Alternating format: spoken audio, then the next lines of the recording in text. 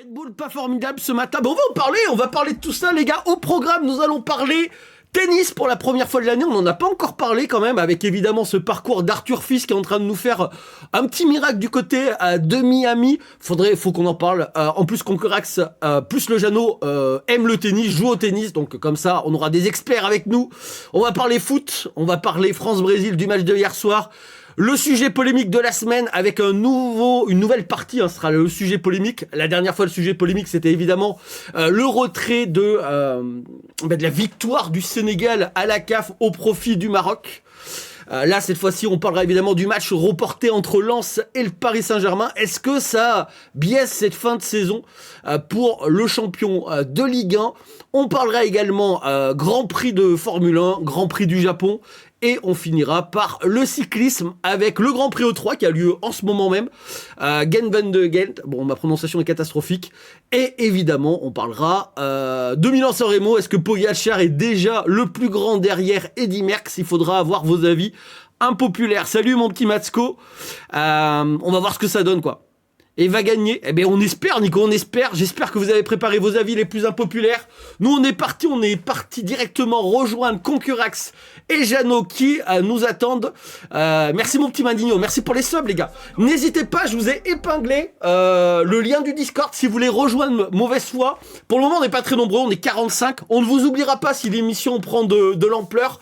Je vais essayer de trouver pour les 100 premiers qui arrivent sur le Discord le moyen d'avoir un peu, tu sais, le VIP, un peu comme à l'heure actuelle. Par exemple, il y en a dans le chat qui sont VIP parce qu'ils sont là depuis le tout début de la chaîne. Et je vais essayer de trouver quelque chose un peu comme ça pour Discord pour montrer que vous étiez là dès le début, que vous avez cru en l'émission. Donc n'hésitez pas à rejoindre. Le lien est épinglé du Discord. Vous me dites si ça marche correctement. La dernière fois, il y avait eu des petits bugs. Donc voilà. C'est quoi Discord ? En gros, c'est juste un réseau social différent. C'est là où on parle. Tu peux parler. Il y a des petits serveurs, etc. Venez donner vos avis de sport. Surtout si vous avez des spécialités comme le rugby, le ski ou d'autres sports comme ça. À l'heure actuelle, voilà, on a trouvé déjà des goats dans certains sports qui animent un petit peu. Par exemple, en F1, on a Anthony Sport qui nous anime à fond. Il nous fait des sondages, etc. Merci à lui de bien entretenir la partie Discord F1, mais voilà, on a besoin en basket parce qu'il y a moi qui en parle, il y a un peu Vince aussi, mais voilà, n'hésitez pas si vous avez des spécialités, le hand aussi, le hand, personne n'a mis de message encore à l'heure actuelle. J'espère que vous avez des capacités à ce niveau-là. N'hésitez pas à nous rejoindre si c'est le cas. Et bien moi, je rejoins directement le Jeannot et Concurax. Bonjour messieurs, m'entendez-vous ? Bonjour, oui, très bien. Bon, parfait, on va se mettre. Normalement, ils vont apparaître. Voilà, ils apparaissent. Oh, qu'est-ce qu'ils sont beaux. Bon, l'un des deux plus que l'autre, mais j'ai pas envie de faire de la peine au Jeannot, donc directement, j'ai pas envie non plus, directement. Direct. Ça commence bien cette émission. Mauvaise Foi qui commence direct, il n'y a pas de... C'est une application à télécharger. Alors Discord, oui, mais tu peux l'avoir directement sur PC. Tu tapes Discord sur PC et après tu peux l'installer directement. Salut Jus, salut à tous, bienvenue. Bon, est-ce que vous êtes prêts à parler sport ? Oh, tout à fait. Surtout cyclisme. Surtout cyclisme. Ah bah ça tombe bien, ça sera le tout dernier sujet. Il y aura Kéké qui nous aura rejoint d'ici là. On est parfait. Le Jeannot il sera parti, il reste avec nous jusqu'à 16h30, il laisse sa place à Kéké pour la partie vélo. Il a un empêchement, notre Jeannot, et Kéké a eu la gentillesse d'accepter de venir prendre le relais pour la fin de l'émission. Avant de commencer, le Jeannot... Le Jeannot il nous avait déjà fait un petit peu son débrief sport, etc. Par exemple, la semaine dernière, Axo, on sait qu'il était très sport des années 90-2000. Parce que au vélo, sa dernière expérience, c'était Richard Virenque. En Formule 1, c'était Michael Schumacher. Qu'est-ce qu'il nous a dit d'autre, notre Axo ? Je sais plus, mais voilà, on a parlé, je sais plus ce que c'était le dernier, mais c'était à peu près dans le même timing. Donc... présente-toi quand même, on va se mettre directement sur Concurax, présente-toi, dis-nous toi en termes de sport, ce que tu pratiques au quotidien déjà, parce que bon, on voit quand même qu'il est dans le domaine du jeu vidéo, je pense qu'il y a un indice dans l'image. Non, mais merci à toi déjà, ça me fait très plaisir de pouvoir être ici parce que c'est un peu ma première fois que je fais un live autre que le jeu vidéo justement, donc dans le sport. Et non, moi c'est vrai que je suis un très très gros consommateur de football en règle générale. J'ai un petit peu joué dans ma jeunesse. Alors moi je suis Marseillais, bon bah voilà, hein, on a tous des défauts, je sais. Non, c'est une Euh, qualité à mes yeux, mais bon. Qualité, ça me fait très plaisir parce qu'en ce moment c'est compliqué. Alors je pratique beaucoup de tennis, moi par contre, figure-toi, et pas de football actuellement. J'essaie de jouer 1 à 2 fois par semaine quand je peux. Donc c'est vraiment un sport que je connais pas mal. Et après, voilà, je suis aussi la NBA, beaucoup depuis tout petit. J'ai aussi fait du basket, étant plus jeune. Donc malgré ma petite taille, je suis pas très très grand, hein. Je dois faire 1m77, mais voilà, j'étais meneur. Dans mon équipe. Oui, mais 1m77, dans la population générale, tu es plus grand, donc pour le basket, bon oui, c'est vrai que c'est un peu plus petit, Oui. mais bon, on a connu. On a connu en tennis un petit classement quand même. Alors, franchement, j'ai arrêté moi les tournois, etc., etc. J'étais monté 33, mais rapidement quand j'étais plus jeune. Mais j'ai arrêté. Je suis vraiment avec des potes. On joue. On a un peu le même niveau. Je pourrais pas trop évaluer aujourd'hui, franchement. Je dois être peut-être si j'évalue 31, peut-être un truc comme ça. Mais voilà. Ou je pense pas être dans les 15 par contre. Faut pas déconner non plus. D'accord. Ouais, on va dire début, en tout cas fin de 4e série, quoi. Un petit 31. Voilà, c'est ça, dans ces eaux-là. Après, j'ai pas vraiment joué avec des gens classés non plus dernièrement, donc je pourrais pas trop évaluer mon niveau. Mais voilà, ça renvoie la balle, ça bouge, c'est déjà pas mal. Bah, c'est déjà pas mal. Le Jeannot, c'était quoi ton classement, mon Jeannot, toi, au tennis? 32, moi. Au 32? max, j'étais 32, mais je suis tellement irrégulier que. Moi j'ai été 15-4, mais après c'est pas un combat. Mais voilà, bon après C'est c'est pas grave. Ouais, Ouah, c'est ouf. j'ai pas mal joué, Même la dernière fois que j'ai repris, c'était il y a 3 ans. À 30, j'avais mis 0 et 0, donc bah, après on pourrait jouer, hein. Mais je jouerais main quand tu gauche, veux. c'est pas très grave. Ah bah franchement, avec plaisir. On se fait avec Jeannot, là, on se fait un petit tournoi. Là. Un petit double Oui. simple. Ah Ça ouais. m'a un peu trop bien. contraint. Est-ce que le son est mieux dans le chat? Parce qu'on m'a dit que c'était un peu bas. J'ai essayé de monter le son de tout le monde. Normalement, Jeannot a réglé ses problèmes de son. Oui. Vous me dites si le son c'est bon ou pas. Est-ce que le mien est peut-être trop fort? Au contraire, et je vais descendre un tout petit peu le mien pour que ça soit, on puisse égaler tout ça. Est-ce que pour vous dans le chat tout est bon ou pas? Oui, c'est parfait, ça me dit. C'est bon pour tout le monde valide? Avant qu'on commence le premier sujet. Oui, non, on ne sait pas. Ça y est, ils se sont endormis dans le chat. Heureusement, Jus a répondu. Merci mon petit Jus. Sinon les autres, bah, ils sont partis les gars. Oui, c'est bon Erwan. Je joue avec toi en double contre eux, ils repartent à vélo. Ah ben là, on prend leur thune, hein, on va pas se mentir quoi. C'est bon, mais parfait. Merci les gars, c'est gentil. Ça y est, oh putain, on les a réveillés, ils étaient en train de faire la sieste hein, à 15h15. Là, ils sont à l'EHPAD, hein, la moitié de mes viewers, hein, donc faut pas trop... Voilà, ça y est, ils sont tous en train de vous réveiller. Vous pouvez vous rendormir. Allez, on est parti nous. Premier sujet, on va parler Grand Prix du Japon. C'est déjà le 3e Grand Prix de la saison, avec évidemment une surdomination de Mercedes dès les 2 premiers Grands Prix. Est-ce que tu as suivi un peu, Conquer, ces 2 premiers Grands Prix ou pas du tout? Non, un petit peu. C'est vrai que là, Mercedes est vraiment à fond avec Russell qui notamment envoie du lourd. C'est ce que, en tout cas, j'ai pu un peu constater. Puis tu as Antonelli aussi qui est aussi costaud. Et ils sont vraiment en domination totale, quoi. Donc voilà. Après, il y a Ferrari, je sais, avec Hamilton, avec Leclerc aussi, qui essayent de s'en sortir comme ils peuvent. Mais voilà, non, mais ça va être une année intéressante. Alors j'ai suivi, enfin moi je voulais voir un peu Isaac Hadjar, surtout ce que ça donnait, forcément un petit peu de chez nous. Et c'est vrai que c'était prometteur, mais je crois que le début là c'est un petit peu compliqué. Hein. Il nous a enchaîné des 20e, des 18e places, des trucs comme non, ça. c'est un peu mieux que ça. C'est un peu mieux que ça quand même. Il est rentré dans les points quand même. La dernière fois, il a pris un petit peu de points. Le problème c'est que c'est Red Bull en général qui est un peu plus en difficulté. T'en as pensé quoi toi, mon Jeannot, de Red Bull là qui Hadjar, pour une fois qu'on a un Français, on se dit on va se faire des podiums. Red Bull qui en met pas une. Après Hadjar, il est devant Verstappen en qualif.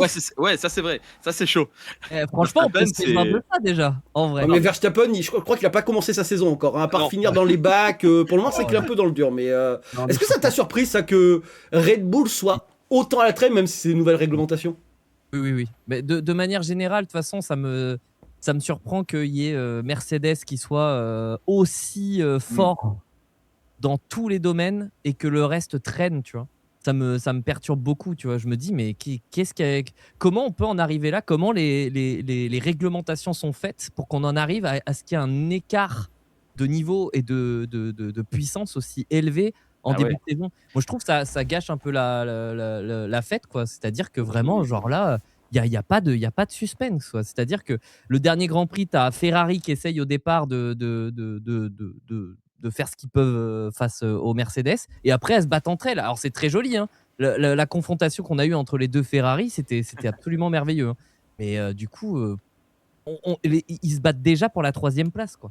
Et Norris, c'est compliqué On est là au troisième Grand Prix de la saison. aussi. Hein. Je trouve ça abusé, quoi. Vraiment, et que Ah ouais. Red Bull arrive même pas à se sortir les doigts pour aller chercher. J'attends la deuxième partie de saison avec impatience, parce que là, bon, ça, ça semble assez Il y a loose. peut-être les McLaren, hein, essai Ouais. libre 1, elles sont 3 et 4, c'est ce que je suis en train de vous mettre à Mais- l'écran.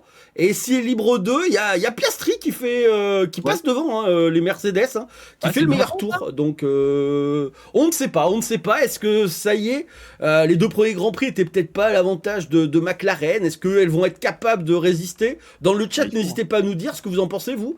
Est-ce qu'on va voir une vraie dualité et pas seulement entre coéquipiers, ou est-ce que potentiellement on va avoir un mano à mano seulement entre Antonelli et Russell quasiment pendant la moitié de la saison, et après peut-être avec des petites modifications dans certains aérodynamiques, etc. Ça va changer des choses. Ouais. Toi, Et Lando, c'est compliqué, Lando aussi, hein, le début de saison. Lando, Norris, c'est là, compliqué. Piastri, c'est compliqué aussi. Là, c'est Franchement, mieux, quand- mais c'est un peu plus compliqué aussi. Hein. La fiabilité des McLaren est vraiment mise à rude épreuve, donc ça va aussi se jouer, je pense, sur ça, beaucoup de choses, vu que l'année dernière, quand même, la saison de Lando Norris, c'était exceptionnel. Donc voilà, il va falloir aussi voir. Et puis cette nouvelle réglementation, elle a quand même fait pas mal bouger la donne, j'ai l'impression. Donc ça va. Je sais Ouais, pas ça a si tout changé. Est-ce que ça va être vraiment plus intéressant que les autres années à cause de cette réglementation? Ça, c'est la grande question. Je sais qu'il y a des gens qui ont pesté beaucoup, donc voilà, à voir. Hein. Franchement, à voir. Même si je suis curieux quand même, hein, j'avoue. Mais Il y a Jules qui nous met Red Bull a 10 kilos de plus sur sa voiture par rapport à toutes les autres écuries. Ah bon? Puis ils se sont plantés sur l'aileron avant avec sans ailette. C'est Oh les là. seuls dans ce cas-là. Puis Max déteste le sous-virage et à cause de cet aileron, il est vraiment pas bien. Bon, après, ça se voit qu'il est vraiment pas bien, notre ami. Merci Jules pour ton intervention. Moi qui commence juste à suivre, honnêtement, si c'est la saison entière est comme ça, avec une équipe qui domine si largement, ça va pas donner envie de suivre. Ouais. Après, dans la Formule 1, malheureusement, si vous êtes des F1X, c'est souvent le cas, malheureusement. C'est pour ça que c'est important d'avoir deux coéquipiers à peu près du même niveau pour qu'on puisse se régaler. Parce que tant que, par exemple, à l'époque, Vettel était largement au-dessus de ses coéquipiers, on s'emmerdait. Quand ça a été Hamilton qui était largement au-dessus, heureusement qu'à un instant T, il y a Rosberg qui est arrivé pour pouvoir remettre un peu. Et on se fait chier depuis que Verstappen était largement au-dessus de ses coéquipiers. Et l'année dernière, c'était intéressant parce que Piastri et Norris était à peu près du même niveau, et avec un Verstappen qui était pas loin étant le meilleur pilote. Mais c'est vrai qu'en Formule 1, souvent, il y a une écurie qui sort du lot, et il vaut mieux avoir deux coéquipiers qui sont à peu près du même niveau. Ouais, c'est vrai. Non, c'est vrai, c'est exactement ça. Et ça va être. Non, mais je pense que ça peut être intéressant à suivre. Mais voilà, moi, je pense qu'il y a vraiment. Ça va dépendre de la fiabilité des McLaren, qui, à mon avis, sont les principales. Je veux dire, rivales. Hein. Bon, Mercedes, McLaren, voilà. Oui. Mais bon, Verstappen, c'est vrai que c'est assez décevant quand même, parce que je pense qu'il subit évidemment les problématiques de sa bécane, mais ça va être intéressant de voir ce que ça va donner, parce que comme tu l'as dit, Cédric, c'est le meilleur pilote en fait sur le papier, en vérité, on le sait, et Oui, donc depuis je quelques pense, saisons, oui. voilà, donc ça va être quand même, je sais pas, ça va dépendre vraiment de cette fiabilité à mon sens, à mon avis. D'accord. Toi, mon Jeannot, dans ce début de saison, est-ce qu'il y a un pilote, tu t'es dit, pas mal quand même, voiture de merde. Est-ce que c'est un Beerman, par exemple, Beerman qu'on n'attendait pas du tout être aussi Ah ouais, performant, Beerman. qui va taper une 5e place au 2e Grand Prix? Est-ce qu'il y a un pilote comme ça? Je peux vous mettre même le classement à l'heure actuelle du championnat du monde. On retrouve quand même Beerman 5e. Bon, ça fait trop britannique quand même. 4e, 5e, 6e, trop de britannique avec le premier Russell.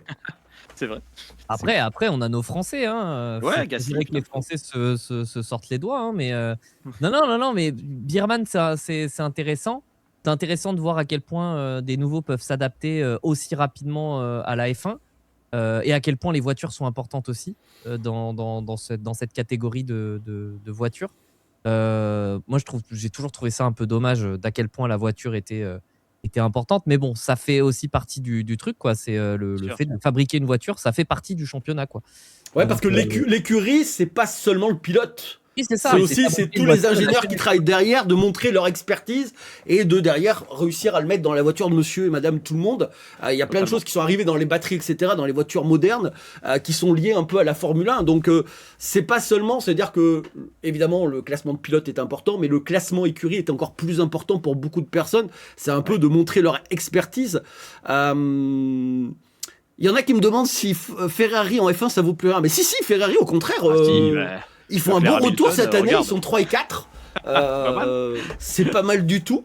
Surtout que Antonelli et Russell, surtout Antonelli, vont faire des conneries, on va pas se mentir. Un Russell, Ah oui. je pense peut-être moins, mais Antonelli est encore extrêmement jeune, il va faire des bêtises. Il y aura la place pour Hamilton. Est-ce qu'on va revoir Hamilton gagner un Grand Prix?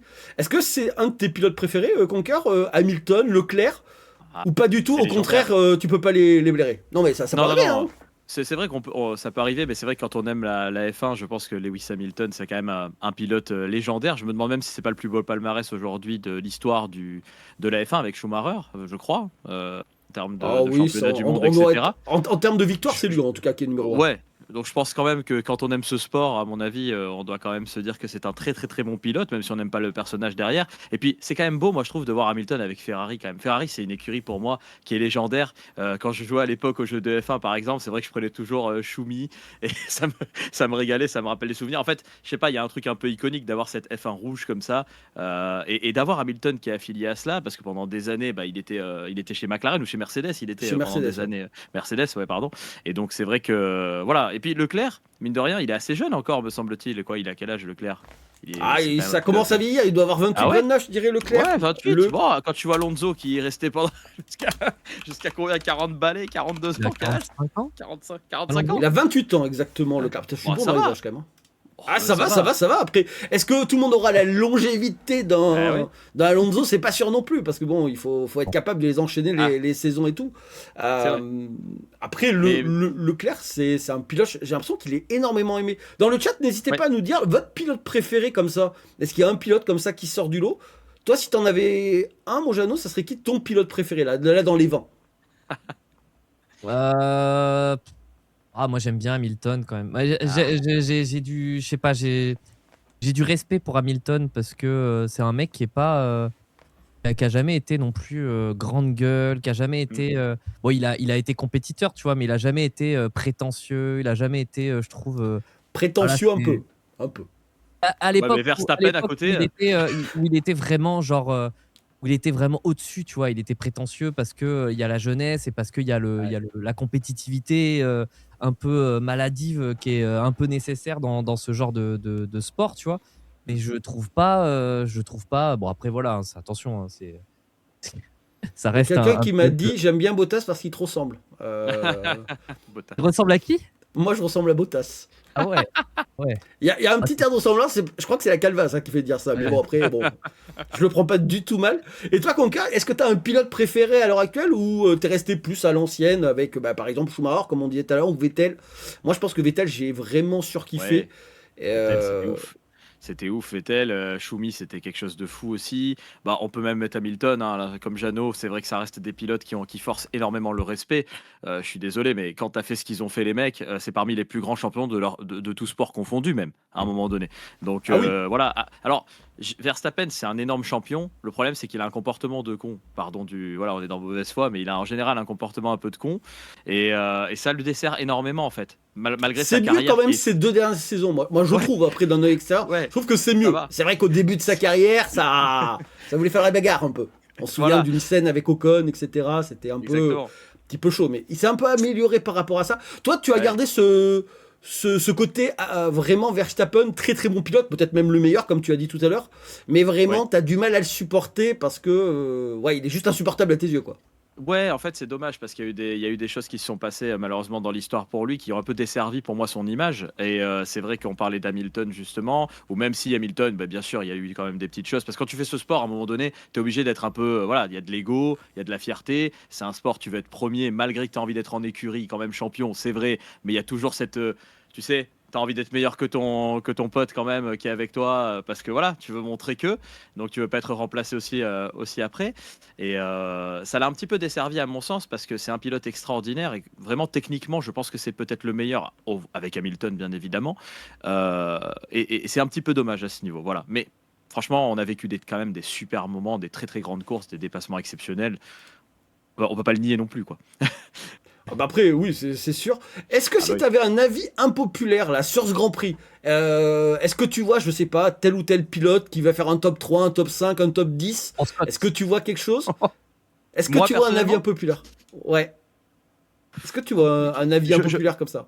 j'ai envie de tenter un truc. J'ai envie de me dire que là, Lando Norris, il va se rattraper un petit peu parce que malheureusement, il n'a pas eu de chance, on va dire, sur les premiers Grands Prix. Et je crois que là, il a peut-être envie de s'envoyer à fond et peut-être il y a moyen de créer la surprise. Si la D'accord. McLaren tient le coup. Hein. Si la McLaren tient le coup. Tu le vois C'est quoi? surtout Un petit top 3?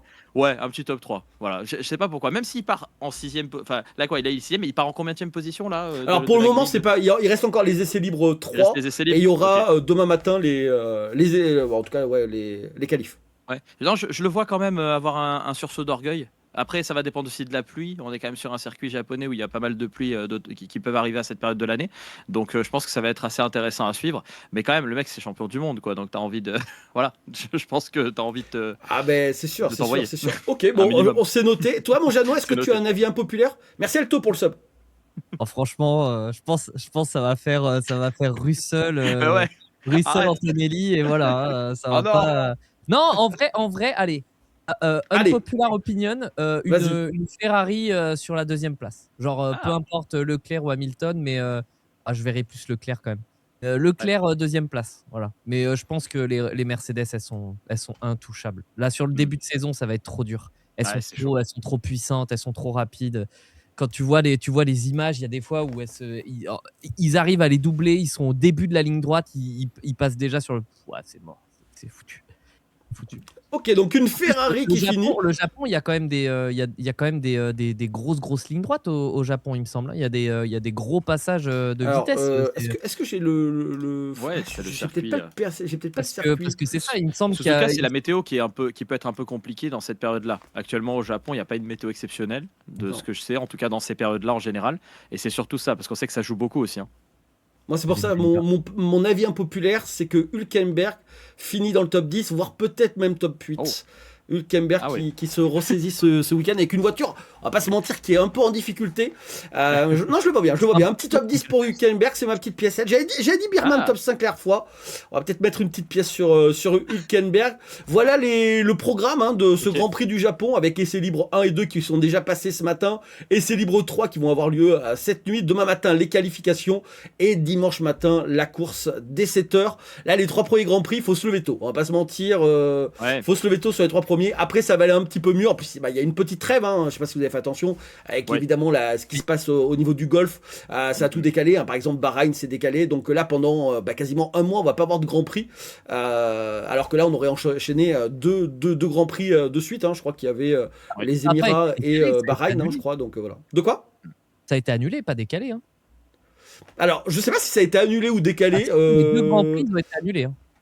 Ils ont été annulés, t'es sûr? T'es sûr que c'est Ah pas juste ouais, décalé ouais. pour les remettre peut-être en fin de saison? Je sais pas. Quasi sûr que ça a été annulé, hein. D'accord, ok. Dans le chat, vous confirmez? Si, annulé, il y a Bébé Rico qui dit. Ah, tu vois, moi, Ah ouais. parce que j'avais Lis vu ton article. décalé. C'est écrit dans l'article. Lis ton article. C'est À écrit la dans fin, l'article. Ah, mais tu sais quoi, l'annulation du Grand Ah oui, Prix c'est vrai de que c'est Bahreïn, marqué hein. lié à l'annulation. Tu sais quoi, je pensais que c'était juste reporté. Donc voilà, ok, donc c'est directement reporté, donc l'Arabie Saoudite et Bahreïn. Ah ouais, Donc ça c'est il chaud. y aura une petite trêve dans la F1, donc voilà. Est-ce que Ouais. vous allez suivre le Grand Prix ce week-end? Tous les deux? Moi, franchement, j'aimerais bien parce que, bon, déjà, j'ai un affect particulier pour le Japon à titre personnel. Bon, ça se voit pas du tout, moi qui soutiens Nintendo et compagnie. Mais, mais c'est surtout que c'est un circuit qui est exigeant, en fait, Suzuka. Et je pense que ça va être cool à regarder. Et puis, ouais, j'ai envie de voir, tu vois, on a mis une petite piécette là. J'ai bien envie de voir, justement. Ça m'a donné encore plus envie de Et toi, suivre mon tout Jeannot, ça. tu vas regarder à cette heure ou est-ce que tu vas attendre un petit peu plus tard et tu vas regarder en rediff? Ah, je vais regarder le bon vieux, tu sais, la bonne vieille vidéo YouTube de Canal+, Ah, récap du Grand Prix du Japon, je pense. D'accord, tu vas regarder Ah un ouais, tout non. petit peu en décalé quoi. C'est Ah, l'un des c'est- plus beaux circuits, il y a Bad Guns qui nous Et dit. ouais. C'est vrai que c'est l'un des plus beaux circuits. Alors bon, il n'est pas dans mes favoris hein, personnellement. Je préfère Spa, je préfère même Monaco, même s'il s'y passe pas grand chose. Il y a Oh, quand même Monaco. un affect particulier. Silverstone, il y a des grands prix comme ça qui pour moi sont un peu au-delà, mais parce qu'il y a trop d'histoire, etc. dans ces grands Ouais. prix-là. On va enchaîner directement, on va parler tennis maintenant. On va parler un peu français. Ah, On va commencer directement par Arthur Fils, hein, les gars. On va pas faire de blabli-blou. Arthur Fils qui est en demi-finale Incroyable. du Master 1000 de Miami. Déjà qu'il était pas trop mal classé à la race hein, depuis le début de saison, il devait être 25-30e. Là, Mhm. après cette demi-finale, il va passer 8e, voire mieux hein, s'il gagne cette demi-finale. Honnêtement, c'est plus couvert hein, en demi-finale. Son adversaire, le Tchèque, Lebečka, je sais pas comment ça se prononce à chaque fois, mais bon, voilà, vous avez compris. C'est prenable, honnêtement, c'est prenable. C'est à peu près du même niveau que Arthur Fils. Donc, est-ce que t'es surpris, Conker? Pas tant que ça, parce qu'il y a une montée en puissance de sa part depuis sa blessure qu'il avait eue, qu'il avait éloigné un petit peu. Je crois qu'il avait une blessure au dos, me semble-t-il, ou un truc comme ça l'avait éloigné pas mal. Et depuis, il y a une montée en puissance progressive. Et Fils, il n'a que 20 ans, 21 ans. Et franchement, il est extrêmement complet. Il est très très complet, très physique. Et moi, je suis à chaque fois que je le vois jouer, je me dis non, il va pas pouvoir aller la chercher, et puis il va toujours la chercher derrière. Et c'est assez colossal. Et il a un très gros mental, chose qui manque beaucoup aux Français, malheureusement, on le sait dans le tennis. On l'a vu contre Paul, le mental qu'il faut avoir pour jouer plus de 2 heures. C'était plus de 2 heures et ça se joue au tie-break à chaque fois. C'est colossal. Vraiment, faut se rendre compte du truc à son âge. À son âge. Donc voilà, il va rentrer dans le top 10 comme tu l'as dit. Franchement, moi Alors, je top suis 10 de la race. de la race, voilà, de la race, Ouais, ouais, de la bien race, sûr. de la race. Il De la race, il effectivement. sera pas encore Non, top non. 10 là. Ouais, Là, pardon, de après la race. ça, je vais te dire son Ouais, classement ça à l'heure m'intéresse. actuelle. Je te dis ça tout de suite. Parce que là, il est Je quoi? Il vais est aller là. 28e? 27e? Arthur Fils, c'est un des 30e? mecs qui peut finir top 10 largement Totalement. à la fin de saison, hein. Totalement. Je Garde suis tes entièrement avis d'accord. impopulaires pour tout à l'heure, s'il te plaît. S'il te plaît. Hein, non, Est-ce que c'est il devrait remonter à peu près, parce que bon, il avait déjà fait l'année dernière, là ça n'a pas compté encore le demi-finale. Demi-finale, ouais, il devrait être dans les 2000 points. Donc 2000 points, il devrait rentrer dans le top 20. Bah, ce qui est déjà très bien, parce Voilà, qu'après, top il 20. avait eu un Mais à long la arrêt, race, oui, quoi. il serait 8ème, on le mettra tout à l'heure. Il passerait 8ème à la race. Ah, et Voire puis c'est peut-être de même bon mieux augure. s'il gagne. C'est de bon augure parce que là, on va commencer à s'approcher des tournois qui arrivent chez nous. Bientôt Roland Garros dans quelques semaines. Il y a aussi Monte Carlo.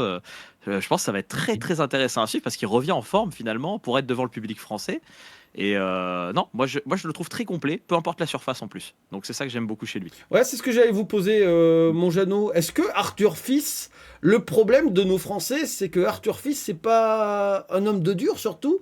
Et j'ai peur que les Français qui attendent comme ça certains tennisman, c'est un peu comme le cycliste qui est pas bon au Tour de France, mais qui est très bon dans d'autres compétitions. Honnêtement, pour les Français, c'est un nulard. Un peu comme Mauresmo, hein. Mauresmo qui a eu souvent pendant très longtemps. Garcia chez les filles, encore récemment, évidemment, c'était pas sa surface, qui a été extrêmement forte sur dur. Est-ce que Ouais. lui, ça va pas être un peu le même cas? C'est-à-dire que sur terre battue, vous attendez peut-être pas que ce soit le même niveau que sur du dur. Est-ce qu'il va pas payer ça? Moi, je sais pas ce qu'il donne Arthur Fils vraiment sur terre battue, parce que il me semble qu'il est déjà diminué l'année dernière à Roland Garros. Je crois Exactement. qu'il est déjà diminué, donc au final. Au Voilà. troisième tour ou je crois que c'était au troisième tour, Je me sais semble-t-il. plus, Si je dis sais pas de plus. bêtises. Peut-être c'était Mais ça. le truc avec Arthur Fils, c'est que moi, je suis étonné pour le coup qu'il revienne si facilement après une blessure si grave. Parce que Ouais. c'est pas une blessure, c'est des blessures. Ce genre de blessures au dos, c'est des blessures qui peuvent mettre fin à des carrières. Ouais, Mais ouais, c'est vraiment. vrai. C'est vrai. Surtout au tennis. Et le fait de le revoir avoir un foncier comme ça aussi rapidement. Bon, après, il a eu une grosse préparation. Il a eu l'occasion de bien se préparer. Mhm. Mais le fait de le revoir revenir aussi fort sur les tournois, aussi, puis vraiment à taper des grosses perfs contre des très bons joueurs, C'est avec ça. des matchs serrés, des matchs durs, des matchs compliqués. En plus, il est en train de se faire un mental, parce que c'est important, ça aussi, d'être dans une spirale positive. Exactement. C'est quand même très important au tennis, on le sait.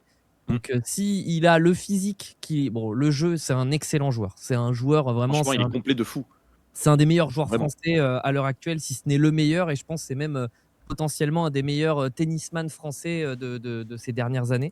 Attends, Donc, regarde, tu fais bien de me le dire. Je vous ai mis un petit tableau des Français en ce début de saison. Avec vraiment tout le classement voilà. à la race. Je vous ai mis un Arthur Fils 19e, Humbert, après c'est avant le tournoi de Miami, hein, donc Arthur Fils, je vous ai dit, il va passer 8e. Hugo Humbert qui est 27e. Vache, je sais pas comment ça se prononce, Van qui est Hache. 43e. Il est remonté, euh, Van H. Van Il Hache, était- ouais. Quentin Lys qui est 47e, Manarino 56e. Ça, c'est vraiment, attention, hein, à la race. Hein, c'est-à-dire vraiment Ouais. pour voir un peu leur début de saison. Je vous ai mis jusqu'à la 100e place à la race. Hein.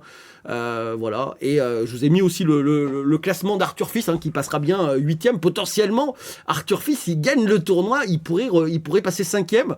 Et tout c'est en beau. sa balle, il serait devant Novak Djokovic. Voilà, c'est pas n'importe quoi. Donc ça serait quand même un beau début de saison. Évidemment, il sera loin quand même d'Alcaraz et de Sinner, qui eux ont été très performants à l'Open d'Australie. Ah ouais, clairement. Non, mais moi, pour en revenir à ce que tu disais, c'est pas un mauvais joueur de terre battue, en plus, Arthur Fils. Non, c'est pas Je mauvais. pense que Non, c'est un bon joueur de terre c'est- battue. ouais, c'est un Mais bon joueur de je terre pense que battue, sur mais- dur, il sera encore meilleur. Après, bon. C'est vrai, c'est vrai que le dur, je pense que c'est sa surface de prédilection, ça se ressent pour son style de jeu en tout cas, mais quand même, il y a un truc qui fait vraiment la différence, moi, c'est le mental, et ça fait du bien de voir un joueur français qui mentalement a l'air solide. Et je pense que c'est pour ça qu'il revient de blessure si bien. C'est parce que mentalement, il est extrêmement solide. Tu l'as dit toi-même, elle était très grave cette blessure. Et à un moment donné, je pense que pas tous les tennismen français s'en seraient remis comme ça. Avec aujourd'hui une demi-finale d'un Master 1000, etc. À tenir sur des tie-breaks de fou furieux. Il faut voir le match contre Paul, c'était un match de fou furieux, vraiment. Mais Tu l'as il faut regardé le avoir- match Ouais. T'as essayé de regarder Ah un maximum? Ah ouais, franchement, moi j'adore, moi je me régale. Et moi j'ai cru qu'il allait sortir. Honnêtement, je me suis dit, c'est un Français, ça va sortir. Il va se faire sortir, c'est mort. Tu sais, on a trop l'habitude, franchement, ça fait 30 ans qu'on regarde Bah là, le il tennis. gagne double tie-break. Mais exactement, il gagne double tie-break, ça fait tellement du bien, je trouve, mais même pour nous, quoi. Je veux dire, putain, fierté, quoi. Enfin, à chaque fois, on dit les tennismen français, ils ont un mental de chips. Non, mais c'est vrai, ça fait 20 ans qu'on dit ça, 30 ans qu'on dit ça. Alors qu'en fait, t'as Après, des ça a mecs été comme Gaël- compliqué. Comment tu l'as vécu? Désolé de te couper. Ouais, bien Ce sûr. passage du quatuor, on va dire Simon, Monfils, Ouais, ça, c'était Tsonga, Gasquet et plus rien. Parce qu'on va pas se mentir, très- ça a été un peu c'est plus très rien. dur. On n'a rien contre Hugo Humbert, on n'a rien contre Manarino, qui sont des très très bons joueurs. Même Benoît Paire, quand il n'était pas parti en folie, etc. C'était un très bon joueur de tennis. Bien Mais sûr. c'est vrai qu'il y a eu cette période où on a été un peu Gucci, avec certes, ils ont peut-être pas gagné, mais bon, devant, on va pas se mentir, il y avait Federer, il y avait Nadal, il y avait Murray, il y avait Djokovic, donc c'était dur d'aller chercher. Et pendant 10 ans, presque, 7-8 ans, plus rien. Et là, on a peut-être un peu de lumière avec ce petit Arthur Fils. Est-ce qu'on n'en fait pas trop? C'est le problème, en fait, c'est le problème dans tous les sports. Et c'est dès qu'on a un jeune talentueux, qui vraiment semble un peu émerger, sortir du lot, on a tendance, je pense, les médias, nous-mêmes quand on en parle, etc., à vouloir que ça se passe. En fait, tu as raison, on sous-estime à quel point la période Gaël Monfils, la période Wilfried Tsonga, tout ça, c'était une période de fou. Et on sous-estime à quel point ces mecs ont fait des performances remarquables. Vraiment, c'était des excellents joueurs. Vraiment, Gaël, ce qu'il fait, même encore, ce qu'il a fait encore dernièrement à 38 balais, 37 ans, tu te dis, c'était exceptionnel, quoi. Donc, le mec, il tenait sur 5-7 à son âge. Enfin, genre... C'est vraiment incroyable. Et franchement, Gaël Monfils, s'il n'y avait pas eu les Roger et compagnie, sur terre battue, pour moi, c'était le meilleur joueur qui existait. C'était une pieuvre, le type, quoi. Mais une véritable pieuvre. C'était impressionnant physiquement. Voilà, donc, faut pas sous-estimer ce qui s'est passé. Effectivement, on a eu une petite baisse. On a eu des Hugo Humbert qui ont quand même fait, je crois, une finale de Master, me semble-t-il, Oui, à qui Paris, est un bon Bercy. joueur. C'était même quand là, on même, voit c'est quand encore même un pas peu. mal. Mais c'est vrai que ce Arthur Fils, qu'il a d'intéressant, c'est non seulement le mental, il est très jeune, il est complet, il peut jouer sur toutes les surfaces, même si le dur, je pense, c'est quand même sa de prédilection. Et voilà, il y a vraiment un avenir prometteur. Faut faire attention à pas trop les mettre sur des piédestals, c'est toujours pareil, quoi. Et toi, mon Jeannot, est-ce que cette période-là du quatuor français et du plus rien, on va pas se mentir, il y a eu plus rien, mais pour le tennis global. Parce que on dit ça, mais après il y a Federer qui a arrêté, il y a Nadal qui a arrêté, il y a Papi Djokovic qui a continué en étant ultra performant. Finalement, heureusement qu'il y a eu ce petit duo Alcaraz-Sinner qui est redevenu donner un peu de hype. Mais moi qui étais un énorme fan de tennis à regarder tous les matchs, et quand je vous dis tous les matchs, je regarde plus de matchs de tennis que de foot. Ouais. Mais au fur et à mesure, avec la disparition du tennis, bien sûr, parce qu'ils sont toujours là, mais de Federer, puis de Nadal, puis de nos 4 Français, même si Gaël continue à jouer, je sais pas, ça avait perdu un peu de sa saveur. Est-ce que toi, tu as réussi à retrouver cette saveur, ou non, tu l'as jamais perdue? Moi, j'ai toujours, moi, le tennis, ça a toujours été mon petit bonbon, quoi. Mon petit doudou.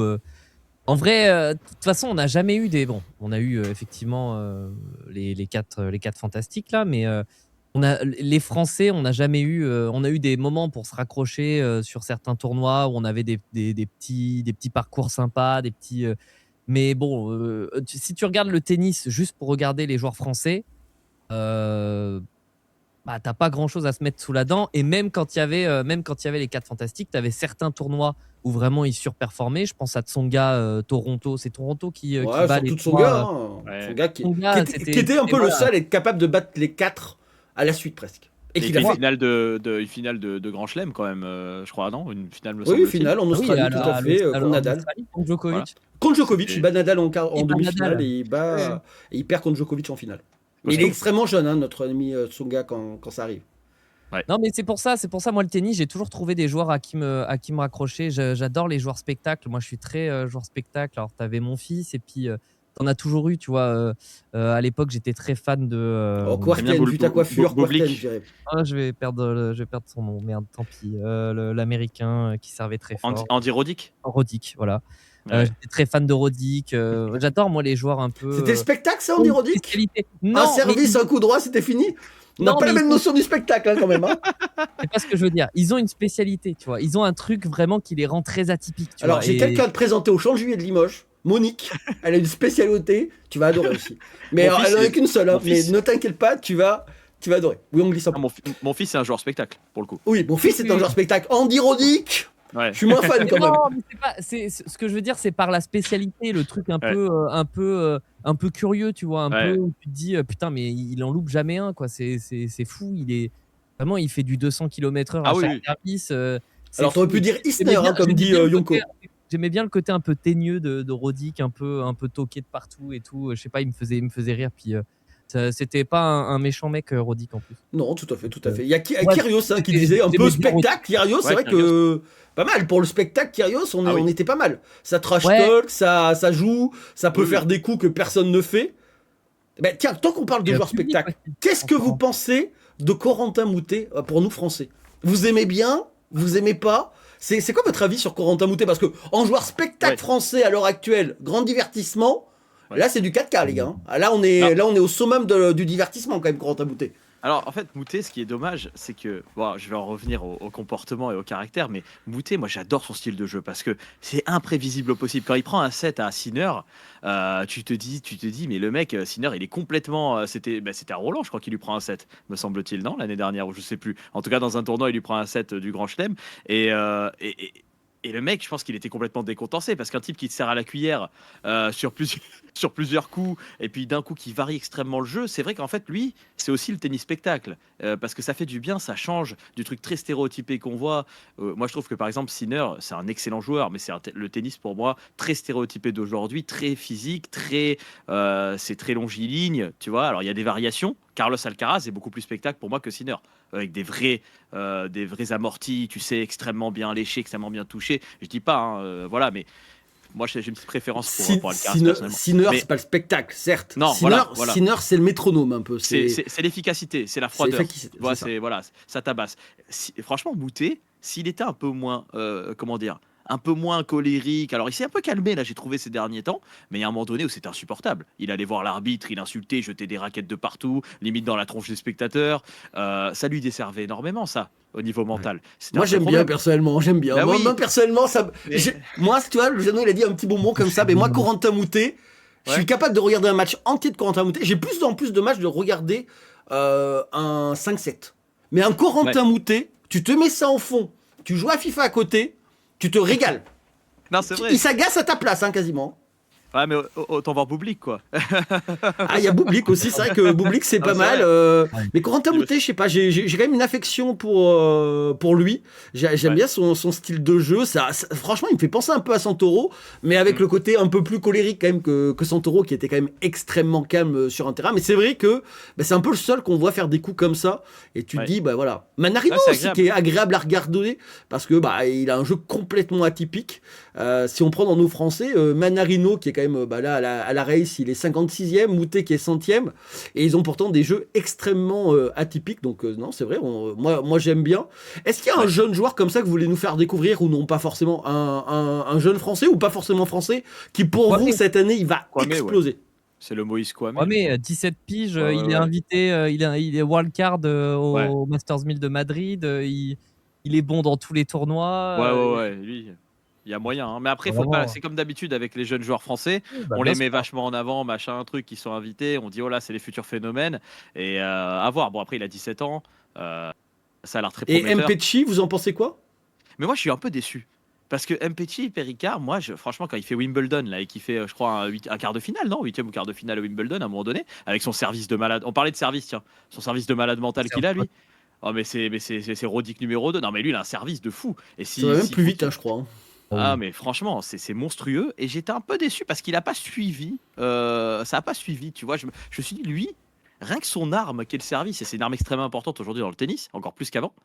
Je sais pas, j'ai un petit goût d'inachevé, personnellement. Après, il a 22 ans, il est encore jeune, peut-être que bon, il va sur ses 23 quand même. Ce sera en juillet pour notre ami Mpetshi. Ça commence, hein. Bon.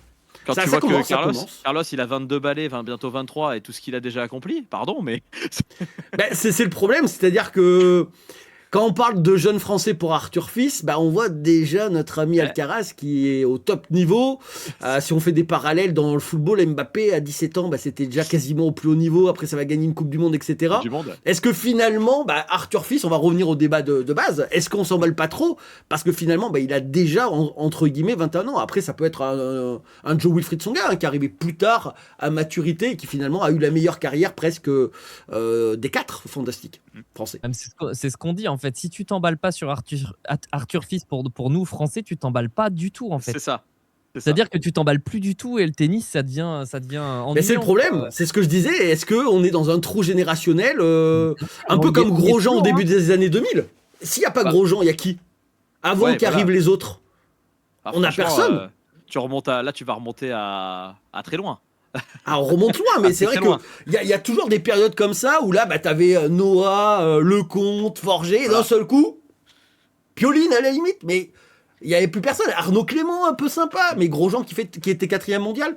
Et finalement, après, on est tombé il a fallu quasiment 15 ans pour que de nouveau on ait un quatuor. Est-ce qu'il ne faudra pas de nouveau 15 ans pour avoir de nouveau plusieurs Français à très haut niveau? Est-ce qu'on va pas pendant plusieurs années avoir des Français entre la 15e place mondiale et la 50e place mondiale et aucun dans le top 15? Est-ce que vous croyez à un scénario comme ça? Moi, je suis pas certain parce que en fait, à la décharge de Arthur Fils, c'est effectivement cette blessure qui quand même l'a éloigné des terrains pendant un moment où il était en pleine ascension et il était en train de monter quand même dans le classement général. Et je crois qu'il avait même atteint, il me semble, une 18e, 17e place générale. Je parle vraiment à l'ATP. Et quand même, il était là, tu vois. Et je me dis, s'il recontinue dans cette logique et qu'il reprend finalement ce qu'il était en train de faire, cette ascension lorsqu'il avait 20 ans, quoi, on va dire, même, voilà, je pense qu'il y a quand même moyen peut-être d'en attendre un petit quelque chose. Et encore une fois, le tennis, il y a beaucoup de mental, c'est 50%, c'est du mental à ce niveau-là. Non, mais vraiment, même peut-être plus, je sais même pas si c'est pas plus. Toi qui en fais un peu aussi, vous qui en avez fait, je pense que vous savez que le mental, c'est quand même un point, mais extrêmement primordial de ce sport. C'est pour ça que j'ai jamais percé. Et ouais, non, mais il a l'air de l'avoir. Et ça, c'est quelque chose que moi, j'ai vu beaucoup de Français. On parlait de Moutet. Moutet, je trouve que malheureusement, il lui manquait pendant des années. Peut-être ça va mieux maintenant dans ses matchs. Mais pendant des années, il lui a manqué cette cohérence mentale. Il lui a manqué ce petit truc. Parce qu'il aurait pu faire beaucoup mieux, Moutet, pour moi. Je vous le dis vraiment, il aurait pu faire beaucoup, beaucoup mieux, vu son jeu. À quel âge, Moutet?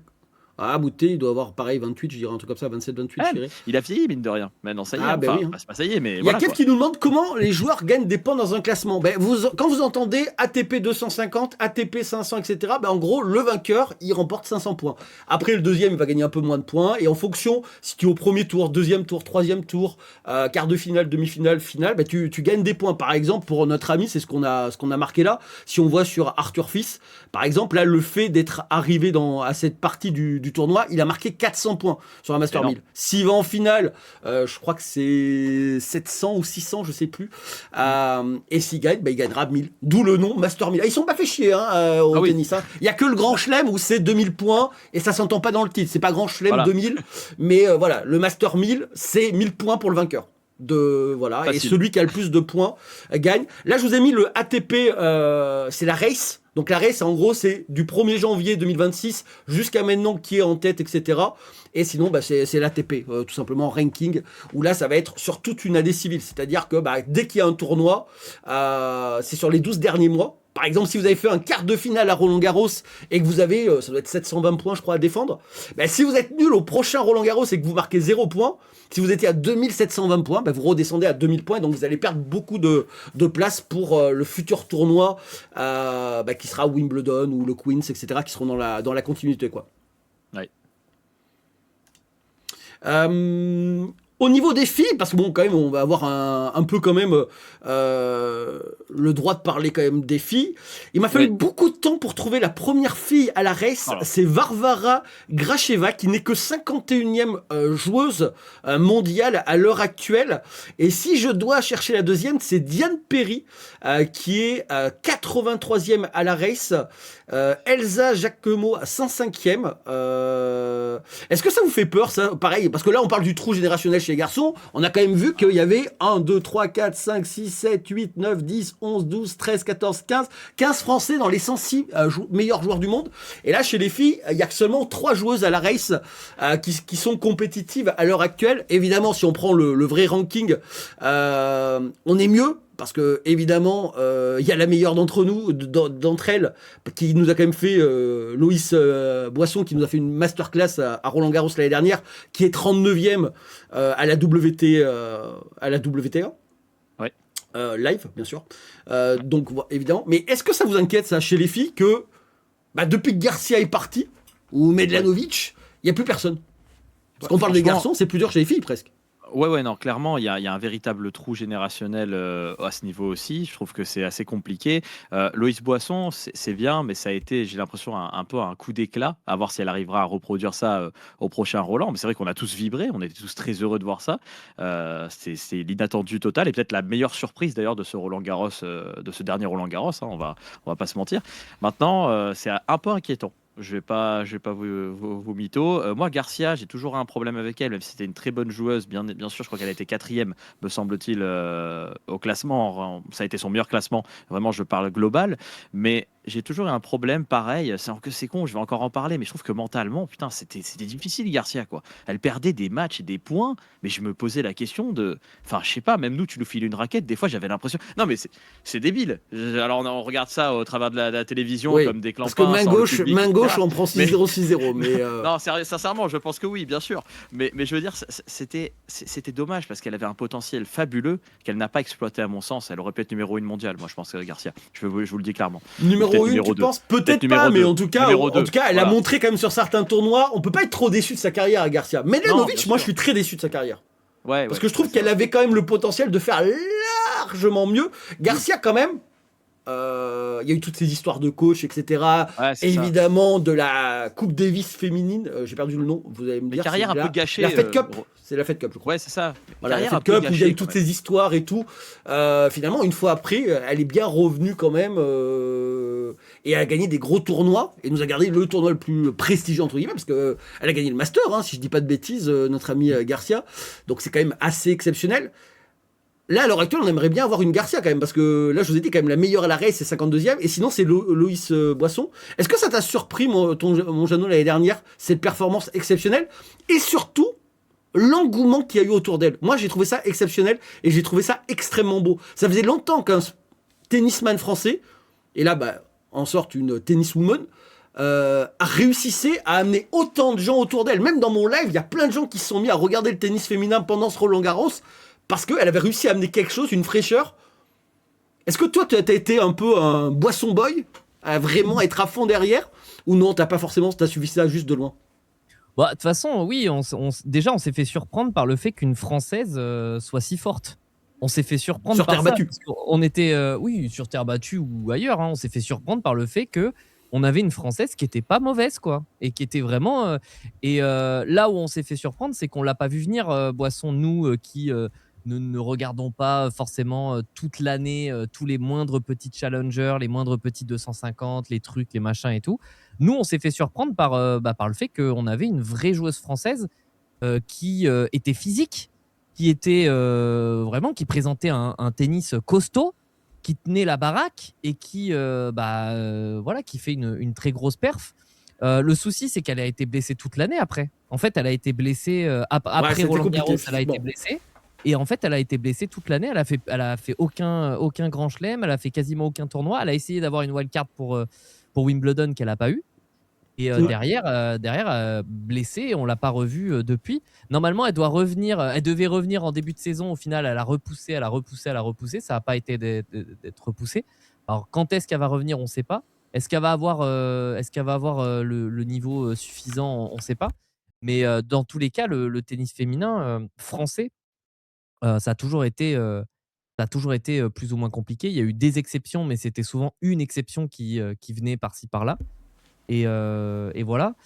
Euh, Très honnêtement, on va attendre encore l'exploit, hein, je pense. Hein. Je pense on a aucune certitude, quoi. Je veux dire, on n'arrive pas à Roland Garros en se disant, oh là là, cette Française, elle va tout déchirer, quoi. Donc on va attendre.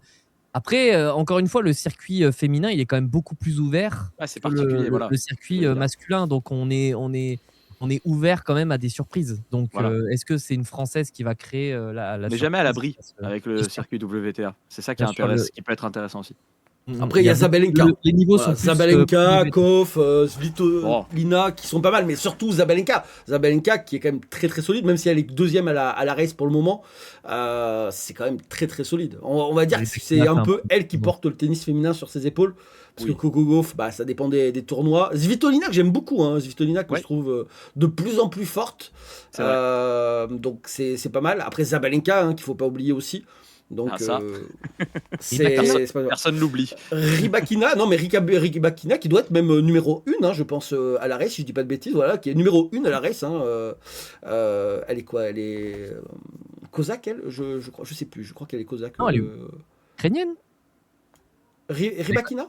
Elle est pas C'est ukrainienne. Svitolina elle qui est ukrainienne. Alors attendez, on va Svitolina, regarder, oui. hein, on Non, elle joue est sur les kazakh, pays t'as là. raison, t'as raison, Elle est kazakh, exactement. Excusez-moi. Ok, d'accord. Voilà, elle est Je kazakh. pensais qu'elle était ukrainienne dans ma tête. Merci observateur. Il y a Mega qui nous dit Boisson, elle va disparaître aussi vite qu'elle est arrivée. On ne peut pas jouer au tennis seulement sur son physique. Son revers est trop faible. Ah, c'est un peu la même chose que comment elle s'appelle? Merde, j'adore cette joueuse en plus. Oh, mon cerveau marche pas. Mais il y a une joueuse qui est très très physique et pareil, elle gagne des matchs, mais elle va jamais très très loin dans les tournois, quoi. Elle va jamais au bout des tournois. Et pourtant, vraiment, j'ai pas ça. Non, moi je l'ai plus. Tant pis. Mais vous l'avez dans le chat. Je sais que vous l'avez. Mais c'est ça le tennis. En fait, on a l'impression que c'est que du physique. Mais la vérité, c'est que tu regardes un Djokovic, tu regardes même un Murray avant qu'ils se mettent à découvrir la salle de muscu et tout. C'était des mecs qui étaient ultra frêles. Tu regardes Sinner, c'est pas les mecs qui sont les plus musclés. Tu prends effectivement Alcaraz, il a une bonne base physique et tout, mais c'est pas les mecs les plus forcément les plus musclés et tout qui font les meilleurs résultats, hein. Ça c'est sûr, hein. Il y a beaucoup de mental, comme tu disais, il y a beaucoup de technique, il y a beaucoup de tactique aussi. Ouais. Déjà, dès que c'est un sport individuel, le mental rentre beaucoup plus que dans un sport collectif. Ouais. C'est ça qu'on Évidemment. n'en parle peut-être pas assez. Si vous avez jamais joué au tennis, au golf, quand vous êtes seul face à une balle, je vous promets que le côté mental, moi personnellement, je vais donner mon avis, pendant 2 ans, j'ai quasiment perdu mon revers. Il y a des gens qui peuvent pas comprendre ça dans le chat, comment c'est possible. Et je sais pas, au plus haut niveau, si vous vous rendez compte que eux aussi, pendant des matchs, pour eux, ils ont perdu leur coup droit. C'est-à-dire que dès qu'ils vont frapper dans la balle, ils ne sentent pas la balle. Et ils doivent vivre au quotidien cette sensation-là de pas bien sentir la balle. C'est-à-dire que dans une saison, c'est 5-10% des matchs où ils sentent bien la balle, où ils se disent « je suis injouable ». Sinon, 90% du temps, il faut réussir à jouer en ayant l'impression que quand ils tapent dans la balle, ça sort pas de leur raquette comme ils veulent. Il faudrait qu'on en parle à Gaël Monfils quand il viendra, vous verrez. Il nous expliquera à quel point c'est mental, parce que des matchs où ça se passe très bien, où ils ont l'impression de bien sentir la balle, c'est comme nous au côté amateur, sauf que nous quand ça se passe mal, on a juste envie de lancer la raquette, et eux ils sont obligés de continuer le match, hein, c'est leur métier, ils sont obligés d'en vivre, etc. Mais la plupart du temps ils vivent ce sentiment de... Est-ce que vous, ça vous fait, parce que vous jouez tous les deux au tennis, est-ce que c'est affreux ce sentiment-là? Ah ouais, moi totalement. Franchement, il y a des moments, bon, même si moi je joue beaucoup plutôt de niveau amical, hein, pas du tout en niveau, voilà. Mais c'est vrai que même avec des potes, même quand il y a des moments donnés où effectivement on va plus se sentir, on va taper là-bas, on a l'impression qu'on est monstrueux. Mais vraiment, on est monstrueux alors que non. C'est vrai? Tu sais, tu nous regardes de loin, on est. Non, mais tu sais que tu nous regardes de loin, en fait, on est des joueurs lambda, je veux dire.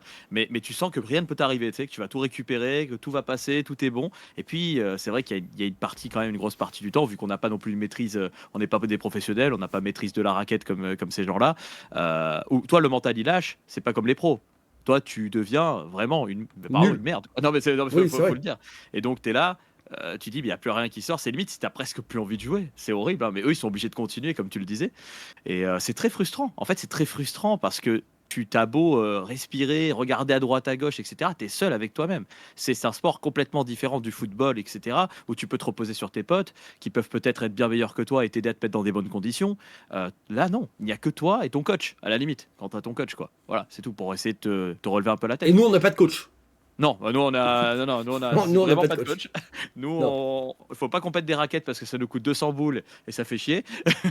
Donc voilà, c'est très très très dur comme sport le tennis. C'est très complet et très dur, vraiment. Après, on parle pas du mental, c'est juste de sentir la balle. Mais même au foot, hein, ça peut nous arriver, Swen. Hein, c'est-à-dire que le mental, non, il y a des gens qui sont beaucoup plus enclins. Évidemment, il y a Ah des oui. préparateurs mentaux maintenant pour le plus haut niveau, etc. Et ils font extrêmement bien leur travail.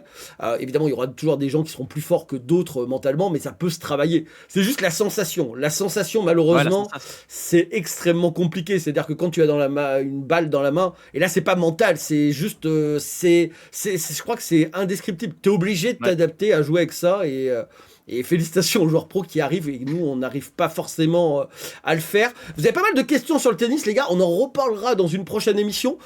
Évidemment parce que là ça nous parlait aussi de matchs truqués sur des plus petits tournois, le fait de Ah, vivre, la pyramide des gains, tout ça. Là je sais pas si vous avez vu, il y a plusieurs Français qui ont été radiés du tennis waouh. cette semaine, hein, ça s'est passé, où finalement il y avait eu des matchs arrangés, truqués, etc. Il y a des Français hein, qui ont été, il y en a deux là je crois qui ont été radiés complètement et un troisième je crois qui est c'est en pourparlers. Donc voilà, c'est un peu dans l'actualité du tennis. Il faudra en parler, on en parlera dans une émission parce que ça prendra du temps. Il faudra parler aussi pyramide de gains. Parce que évidemment, si vous êtes dans le top 100 mondial, bah, vous vivez très bien du tennis. Vous êtes quasiment Ouais. directement qualifié pour les grands chelems, pour les grands tournois. Si vous êtes dans les 60 meilleurs, c'est encore plus facile, etc.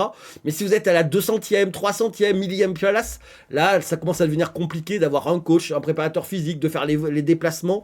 Parce que souvent, bah, c'est compliqué, etc. On avait très bien vu, hein, comment il s'appelle notre ami tennisman qui est passé au paddle, qui nous avait montré. Jules. Ah oui, Jules. Jules, euh, j'allais dire j'ai son Ferry, mais blaze. c'est pas ça, c'est un Non, truc non, comme ça. C'est non, pas non. Jules Ferry, mais c'est. Ah merde, Jules. J'ai- Ça finit j'ai- par un j'ai- I. Ouais, Ils vont nous je dire. le suis en plus sur YouTube, je te jure, mais ça fait Jules longtemps Marie. qu'il fait du. Jules Marie, voilà, parce que ça fait Ah, du Jules paddle, Marie. j'ai un peu moins suivi, je te cache pas. Mais ouais, Jules Marie. Ah, il y a les documentaires qui étaient sortis sur Loïs Boisson aussi. Hein. Allez, au moment de son truc sur Roland Garros, il y a eu un gros documentaire où elle avait été suivie sur les petits challengers et tout, à demander où elle allait chercher son chèque directement dans Oui, le oui, bureau. tout à fait. Ce qui est très, très du mec intéressant et aussi. tout. Il était trop intéressant ce documentaire et c'est là C'est que tu vrai. te dis, les mecs ils enchaînent. Pareil, il y avait eu la même chose avec, je crois que c'était Hugo Gaston Très bon joueur, De Hugo Vienne, Gaston aussi. l'autre. Ouais, c'est vrai. Hugo Gaston, c'est Moutet ou Gaston, je sais plus. Je Je crois vais que pas- c'était je- Gaston qui avait fait les tournois et qui avait fait justement, il y avait eu un documentaire sur tous les tournois qui devaient s'enchaîner dans la semaine. Genre, il perdait un tournoi, boum, il sortait du match, il s'inscrivait au tournoi d'après qui était dans la ville d'à côté, hop, il faisait la route vers la ville d'à côté, bam, bam, bam, et il enchaînait ça pendant 2-3 mois, tu vois, il prenait une location et hop, il enchaînait tous les tournois qu'il y avait autour de cette location et tout sur des kilomètres. Et le documentaire, trop intéressant aussi. C'était pareil que Boisson, je crois. Et trop bien parce que tu vois comment marche le circuit, tu vois à quel point les mecs ils sont à la limite à chaque fois et tout. Ah ouais, ouais. À quel point ça joue sur le mental évidemment parce que bah t'es pas sûr de pouvoir payer tes équipes, t'es en mode fais chier quoi. Fais chier, faut que je gagne, faut que je gagne, faut que je gagne. Et quand tu t'arrives plus à gagner, Et quand le corps il lâche, c'est le rêve qui s'en va quoi. Ah, c'est compliqué. Est-ce que C'est pour ça que vous t'arrives, avez un avis impopulaire sur le tennis, Conquer? Un petit avis impopulaire sur l'un des prochains tournois, sur la victoire d'Arthur Fils, sur toute la saison? Est-ce que tu as un avis impopulaire comme ça, que les gens vont pas forcément partager, mais toi, tu le sens bien? wow, c'est très compliqué. Non, franchement, comme ça, j'ai vraiment. Le problème du tennis, c'est que c'est un truc qui est quand même très, très. Enfin, on a l'impression vraiment, il y a Alcaraz, Sinner, tu peux pas les bouger. Genre, c'est en mode là. Je pense qu'en Roland Garros, en finale, on aura encore un Alcaraz Sinner, je sais pas pourquoi, où ça va être très compliqué. Avis impopulaire. Franchement, non, non. Franchement, je vois moi Arthur Fils. Alors peut-être certains vont rigoler. Moi, je le vois arriver en quart de finale à Roland, au moins. Est-ce que c'est Ok. impopulaire ou non, je ne sais pas, mais je le vois arriver en quart. Je pense que c'est pas impopulaire, je pense qu'ils sont Ouais. d'accord. Si tu nous aurais dit qu'ils gagnent Roland Garros, ça Non, c'est pas gagné, impopulaire, Roland. je pense. Non, pas gagné. Et tu sais quoi, même peut-être demi, si vraiment, vraiment. Allez, physiquement, il est demi. au-dessus. Ouais, Allez, j'accepte. Demi, on j'accepte. l'attente. Demi, je l'attente. Allez, voilà. Mon Jeannot. Atman Non. en 8ème. J'en sais rien. Ouais. Titan drogué arrive en finale de Roland Garros. Non, j'en sais rien. Merci Mathieu. Arthur Fils, pour moi, il a le potentiel pour être le 3e homme, tu vois, Ouais. du tennis mondial. Mm. Mais on sait pas quoi. C'est tellement fragile, c'est tellement à la limite à chaque fois, c'est tellement dur. Tu vois, moi, je vais plutôt dire. Off. La finale de Roland Garros, ce sera pas Alcaraz Sinner. Ah ouais. Je pense que ça va être autre chose. Medvedev. Parce que voilà. Ah, vas-y, tu sais quoi, Arthur Fils, 3e homme. Genre Arthur Fils dans le top 10 à la fin de la saison, largement. Peut-être même top 5 à la fin de la saison. Oh. Vas-y. Ok, Arthur ok, c'est noté, c'est noté. Moi, mon avis impopulaire, c'est que je pense qu'il y a un 3e homme qu'on ne voit pas encore arriver et qui va réussir à prendre 1 ou 2 grands chelems d'ici la fin d'année. C'est-à-dire qu'il va gagner l'un des 3 prochains grands chelems. Ça sera ni Alcaraz ni Sinner, mais ça sera un 3e homme qui va gagner. Qui ça sera? Est-ce que ça sera une grosse surprise, un demi-nord, un Shelton? Je sais pas, mais je pense que il y a un homme. Ah oui, d'accord, je croyais que tu allais donner un nom. Ah ouais, moi aussi. Le tricheur. Alors, je peux donner un nom, mais alors après, là, c'est même plus un avis impopulaire. C'est-à-dire que ça commence à devenir compliqué. Là, je suis pas Madame Irma non plus. Allez, vas-y, allez, je dis demi-nord. Demi-nord qui gagne un grand chelem d'ici la fin d'année. Moi, je le vois. Tu vois, Demi-Nord, c'est un excellent joueur. Excellent joueur. Très complet aussi. Mais je sais pas. Je trouve qu'il a toujours un palier où il arrive pas contre les mecs, contre Sinner, contre Alcaraz, contre Djoko même. Il y a toujours un palier où le Moi, mec, j'ai l'impression qu'il a passé un cap. Tu vois, il est plus dans la bonne âge. Là, il a 27, 28 ans, là. C'est vraiment la maturité. Allez, demi-nord. Là, vous m'avez poussé, hein, parce que moi, je voulais dire un gars qui gagne un grand chelem autre que Alcaraz et Sinner, parce que bon, finalement, ces derniers temps, c'est soit l'un, soit l'autre, hein, quand même. Clairement, il y avait Zverev potentiellement qui, bon, c'est vrai qu'on l'a vu dans le chat, qui potentiellement franchement, il a le niveau, mais moi je crois que c'est mental. Le mec à chaque fois, est mental quoi. C'est-à-dire il y a des trous, tu sais pas pourquoi, et le gars il va se rétamer alors qu'il gagne 2 sets, les 2 premiers sets, et puis bam, il perd les 3 suivants sur 5 sets quoi. Tu dis mais c'est pas possible, Zverev quoi. Je comprends pas. Zverev, moi aussi, j'ai du mal. En plus, Zverev, avec tout le côté Greenwood et tout, j'aime pas trop Zverev. On va pas trop parler du côté Zverev. Le côté Zverev ne me plaît pas trop. Qui reste loin de nous, Zverev. Voilà, on le met sur le côté. Voilà, on va faire attention à Zverev, lui. On va passer sur un moment très important. C'est une nouvelle séance sur le live. Ça s'appelle le moment polémique. Je vous rappelle que Paris et Lens, le match a été reporté. On va en parler maintenant. Il y a un petit jingle. Et bon, on va mettre le petit jingle. Quoi ?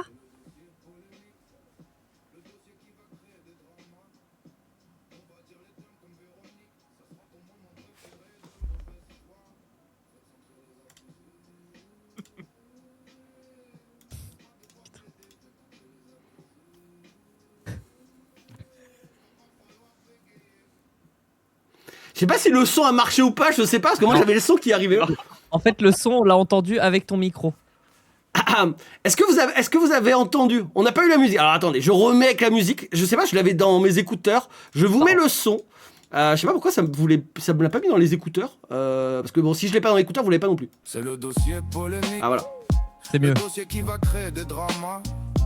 On va dire les termes comme Véronique. Ça sera ton moment préféré de mauvaise foi. Faites entrer les accusés. On va devoir plaider. Faites entrer les accusés. Va pas falloir bégayer. Je crois que ça a marché cette fois-ci, ça a marché. Allez, on est parti, on va parler évidemment du report dans le football. Je vous mets l'article. Lens PSG reporté, normal, pas normal, très propre. Bah c'est gentil les gars, c'est gentil. Faites entrer les juges, j'appelle à la barre Monsieur Conquerax. Que pensez-vous de cette décision de la LFP concernant le report? Je tiens à préciser, il n'y a pas seulement le match entre Paris et Lens qui a été reporté, il y a aussi le match entre Strasbourg et Brest. On va quand même pas non plus être complètement mensonger dans cette émission. La parole. Ouais, bah écoute, Avec moi lui. je suis scandalisé. Non, en fait, non, franchement, c'est difficile. Je suis scandalisé parce que, en fait, le problème qu'il y a dans cette histoire, bon, déjà donner directement, je pense, la Ligue 1 à Paris, hein, non, parce que tant qu'à faire, voilà. Faut pas oublier que Lens est quand même talonne Paris, mine de rien, cette année. Donc, c'est quand même un match à très très grands enjeux pour la Ligue 1. Alors oui, il y en a qui vont me dire oui, mais la Ligue des Champions, tu comprends, c'est important, etc. Machin. Non, mais d'accord, ok. Mais n'oubliez pas que derrière Lens, ils vont se taper 3 matchs en combien? En 10 jours, c'est ça?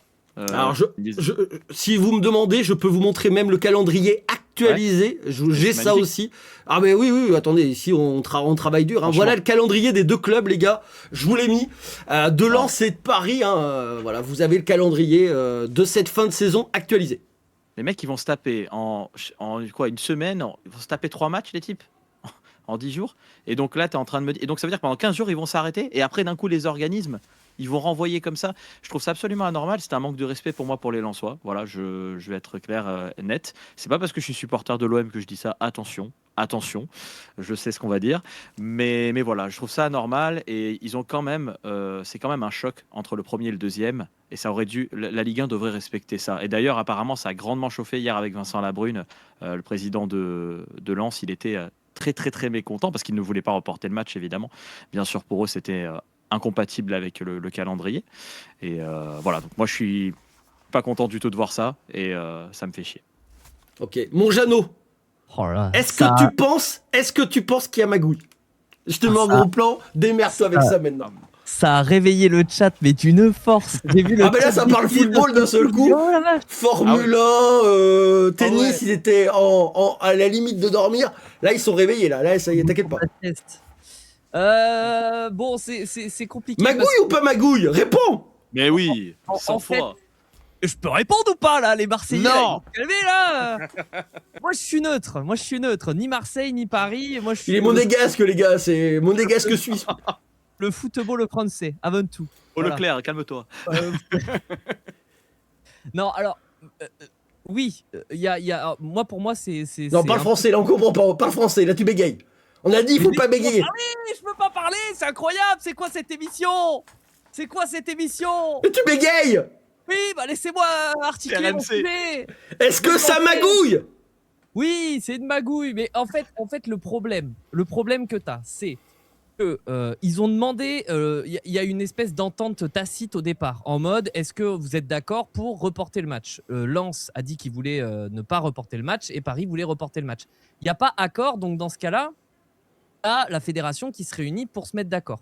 Moi, en fait, c'est ce règlement-là que je trouve profondément inutile. Pourquoi tu demandes l'avis de deux clubs qui vont être rivales sur la fin de la saison pour un truc dont tu sais qu'ils ne seront pas d'accord? Et donc, de toute manière, tu auras, toi, le dernier mot sur ce sujet-là.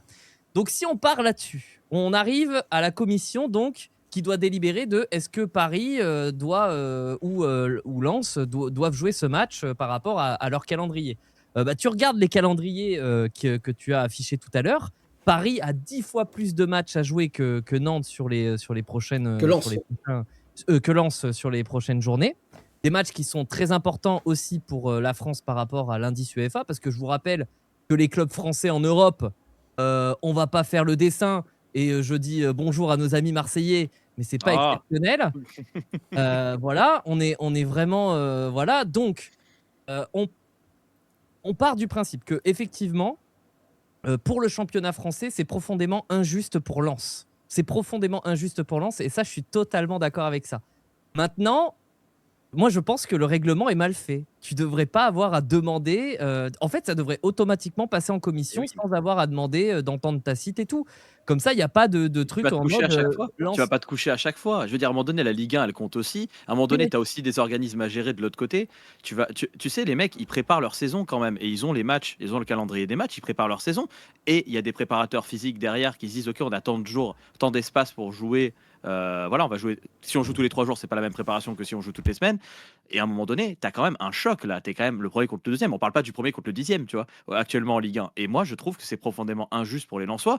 Moi, c'est toujours on se couche devant le Qatar. Pardon, je vais dire les trucs. On se couche devant le Qatar et c'est systématique. C'est toujours comme ça en Ligue 1. Depuis qu'il y a le Qatar qui est au PSG, c'est toujours comme ça. La LFP va toujours dans le sens de Paris. Alors, je dis pas, bien sûr, qu'il y a des points UEFA à défendre et bien sûr que c'est bien parce que ça nous ramène quand même à la hauteur de, on va dire, au niveau et ça nous permet d'avoir 4 clubs derrière qui sont potentiellement en Ligue des Champions puisque la 4e place, on est en barrage. Donc, pourquoi pas, c'est vrai. Ça, il faut le dire, il faut le souligner. Et bravo au PSG pour son parcours l'année dernière. Il n'y a pas de problème. Mais il y a un moment donné où la Ligue 1, elle doit aussi se faire respecter et où tu peux pas à chaque fois te plier, je suis désolé, te plier sur les exigences de tout à chacun. Et puis s'il se qualifie, ça va être le même problème après. On va avoir encore le même problème, et encore le même problème, et encore le même problème jusqu'à la fin de saison. Et moi, comme nous à Marseille, hein, si on se qualifie en quart, Bah ouais. Ah mince, c'est vrai qu'on n'est pas qualifié. En Coupe de France, ouais. ah non plus, merde, on n'est pas qualifié non plus. Nous, on est nuls. Mais bon, c'est pas en grave. Coupe Intertoto, s'il y a le même problème, on va râler à Marseille, je vous préviens d'avance, hein, parce qu'en Coupe Intertoto, si on se qualifie, attention. Moi, à mon avis, c'est juste le côté éthique. C'est-à-dire que je peux comprendre Paris.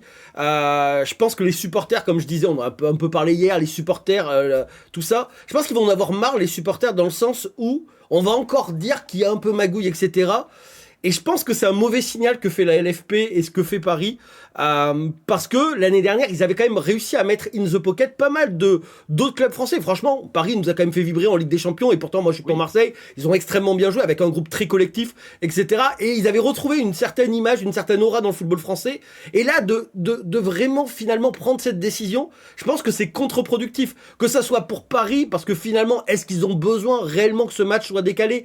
Je suis même pas sûr pour les joueurs, pour garder du rythme, etc., quitte à faire tourner. Je suis pas sûr finalement. Je pense que c'est juste une fausse bonne idée et que je pense que Paris aurait même pas dû rien demander. Lens n'était pas d'accord, dire bah ok, vous n'êtes pas d'accord, c'est pas grave, on joue le match. Et Bamos, au pire, on aura toujours un match en retard, on aura toujours un match de 1 point de plus que vous, au cas où si vous arriviez à nous battre. Je pense que c'est plus ce petit côté éthique et de se dire ça va juste jouer en notre défaveur. Et ils auraient dû réfléchir un peu plus longtemps à se dire on s'en fout, même si on perd ce match. On fait tourner, on met une équipe 2, etc. Il nous restera toujours du temps. Et même une équipe 2 de Paris, bah, ça peut battre Lens, hein, je suis désolé, mais Paris a tellement d'avance en Ligue 1 par rapport à quasiment tous les autres clubs, même si Lens est extrêmement performant. Je pense que c'est plus comme ça que ça aurait dû le voir. Sinon, rien n'est grave non plus. Quand on voit le calendrier de Paris, on n'a pas envie de le faire non plus. Parce que le calendrier de Paris, il fait peur quand même. C'est comme ça que je voulais répondre, c'est... Quand tu vois le calendrier de Paris, bon, c'est pas non plus un scandale absolu en termes d'équité, quoi. Je veux dire, effectivement, Lens, ils vont faire pas mal de matchs, mais Lens, ils ont eu quand même globalement beaucoup moins de matchs à jouer cette saison que Paris en termes de quantité de matchs. Après, c'est pas le même effectif. Je suis d'accord que c'est pas le même effectif par rapport à Paris, par rapport à tout ça. T'as pas le même. Alors, je te coupe mon Jeannot parce qu'il y a une breaking news. Il y a Elto qui nous dit que le PSG demande officiellement l'annulation de la saison 2026-2027 pour les joueurs se reposent. La LFP se prononcera dans la soirée. Je tiens à préciser pour ceux qui comprendraient pas l'humour, Elto est bien parisien, les gars. Donc c'est une blague. Elle est extrêmement drôle. Voilà. Ne tombez pas sur Elto. Il est parisien, les gars. Donc c'est juste une petite blagounette. Ce qu'on a oublié de rajouter dans le calendrier, c'est que si Lens se qualifie en Coupe de France, c'est le 22 mai, la finale de la Coupe de France. Voilà, c'est pas dans le calendrier, parce que je l'ai pris sur l'équipe, l'article. Voilà, il manque quand même la finale de Coupe de France potentielle pour nos amis lensois. S'ils se qualifient, ça sera le 22 mai. Donc ça sera quand même quelque chose de beau, hein, on va pas se mentir. Après, tant qu'on parle de ce discours-là, est-ce que Lens, Conquers, c'est pas exceptionnel ce qu'ils nous font cette année? Ouais, non, Lens c'est complètement exceptionnel. Franchement, moi je vous dis, ils reprennent Thauvin. Ils prennent Thauvin à Marseille, on n'en a pas voulu, on va pas se mentir. Alors que lui, c'était un peu son rêve de revenir. On l'a d'ailleurs vu très ému quand il est revenu au Vélodrome, etc. Parce que c'est quand même un club de cœur pour lui. Je trouve qu'ils ont vraiment fait les bons choix. Je trouve que Sage fait un travail extraordinaire. Vraiment, même avec Lyon, il avait fait un travail extraordinaire. Mais là, il se révèle et je trouve qu'il donne une cohérence au groupe. Vraiment, le recrutement était bon, il y a une véritable cohérence, ça joue bien, c'est agréable et c'est exceptionnel. Lens, c'est pas du tout le budget de Marseille, d'accord? Ça n'a rien à voir. À cette place-là, il y aurait dû avoir l'OM, clairement. Ou Lyon, Lyon non, pas cette année, pardon.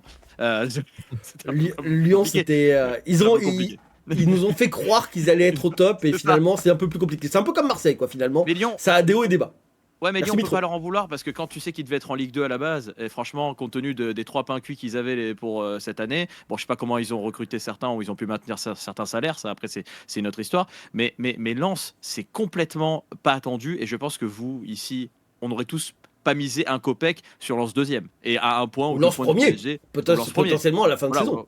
on lance premier potentiellement. Je pense que on aurait vraiment en signant les contrats au départ, personne n'aurait signé quoi. Donc c'est vraiment celui qui a fait un pari sportif derrière et qui a mis Lens premier ou deuxième, je peux te dire qu'il est bien là, à 10 points d'avance sur l'Olympique de Marseille. Donc non, c'est une saison extraordinaire, vraiment. Mon Jeannot, si on regarde, si on oublie ce fait du match reporté, on a donné notre avis, etc. Est-ce qu'on va pas vivre une fin de championnat exceptionnelle avec un petit Lens-Paris le 13 mai, Lyon-Lens, au cas où si ça joue sur la dernière journée, imaginons que Paris fasse son match en retard, etc.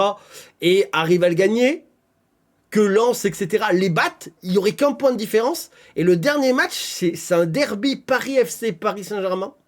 Et Lyon-Lens dans le dernier match, c'est quand même 2 matchs où potentiellement il y aura quelque chose à jouer. Lyon pourra jouer encore la Coupe d'Europe et le Paris FC, juste pour montrer que il tape Paris quoi. Ouais, et c'est pour ça que j'étais pas d'accord avec toi quand t'as dit que Paris pouvait gagner avec l'équipe bis, machin et tout. En vrai, si on en est là aujourd'hui, c'est parce que Paris a perdu cette année en championnat. Paris a perdu quelques matchs, a perdu pas mal de points en route. Et c'est pour ça que c'était important pour Lens de maintenir ce match. Parce qu'on sent que Lens a un coup à jouer cette année. Tu vois, autant il y a des années où tu me dis, oui, il y a eu un match reporté alors qu'il y a 10 points d'écart entre le premier et le deuxième. Tu te dis, bon, c'est pas grave. Mais là, c'est pour ça que Lens était profondément énervé effectivement, qu'on ait le report de ce match, parce qu'il y avait un véritable coup à jouer par rapport à Paris, par rapport à la fatigue parisienne. Plus que par rapport à la fatigue lensoise.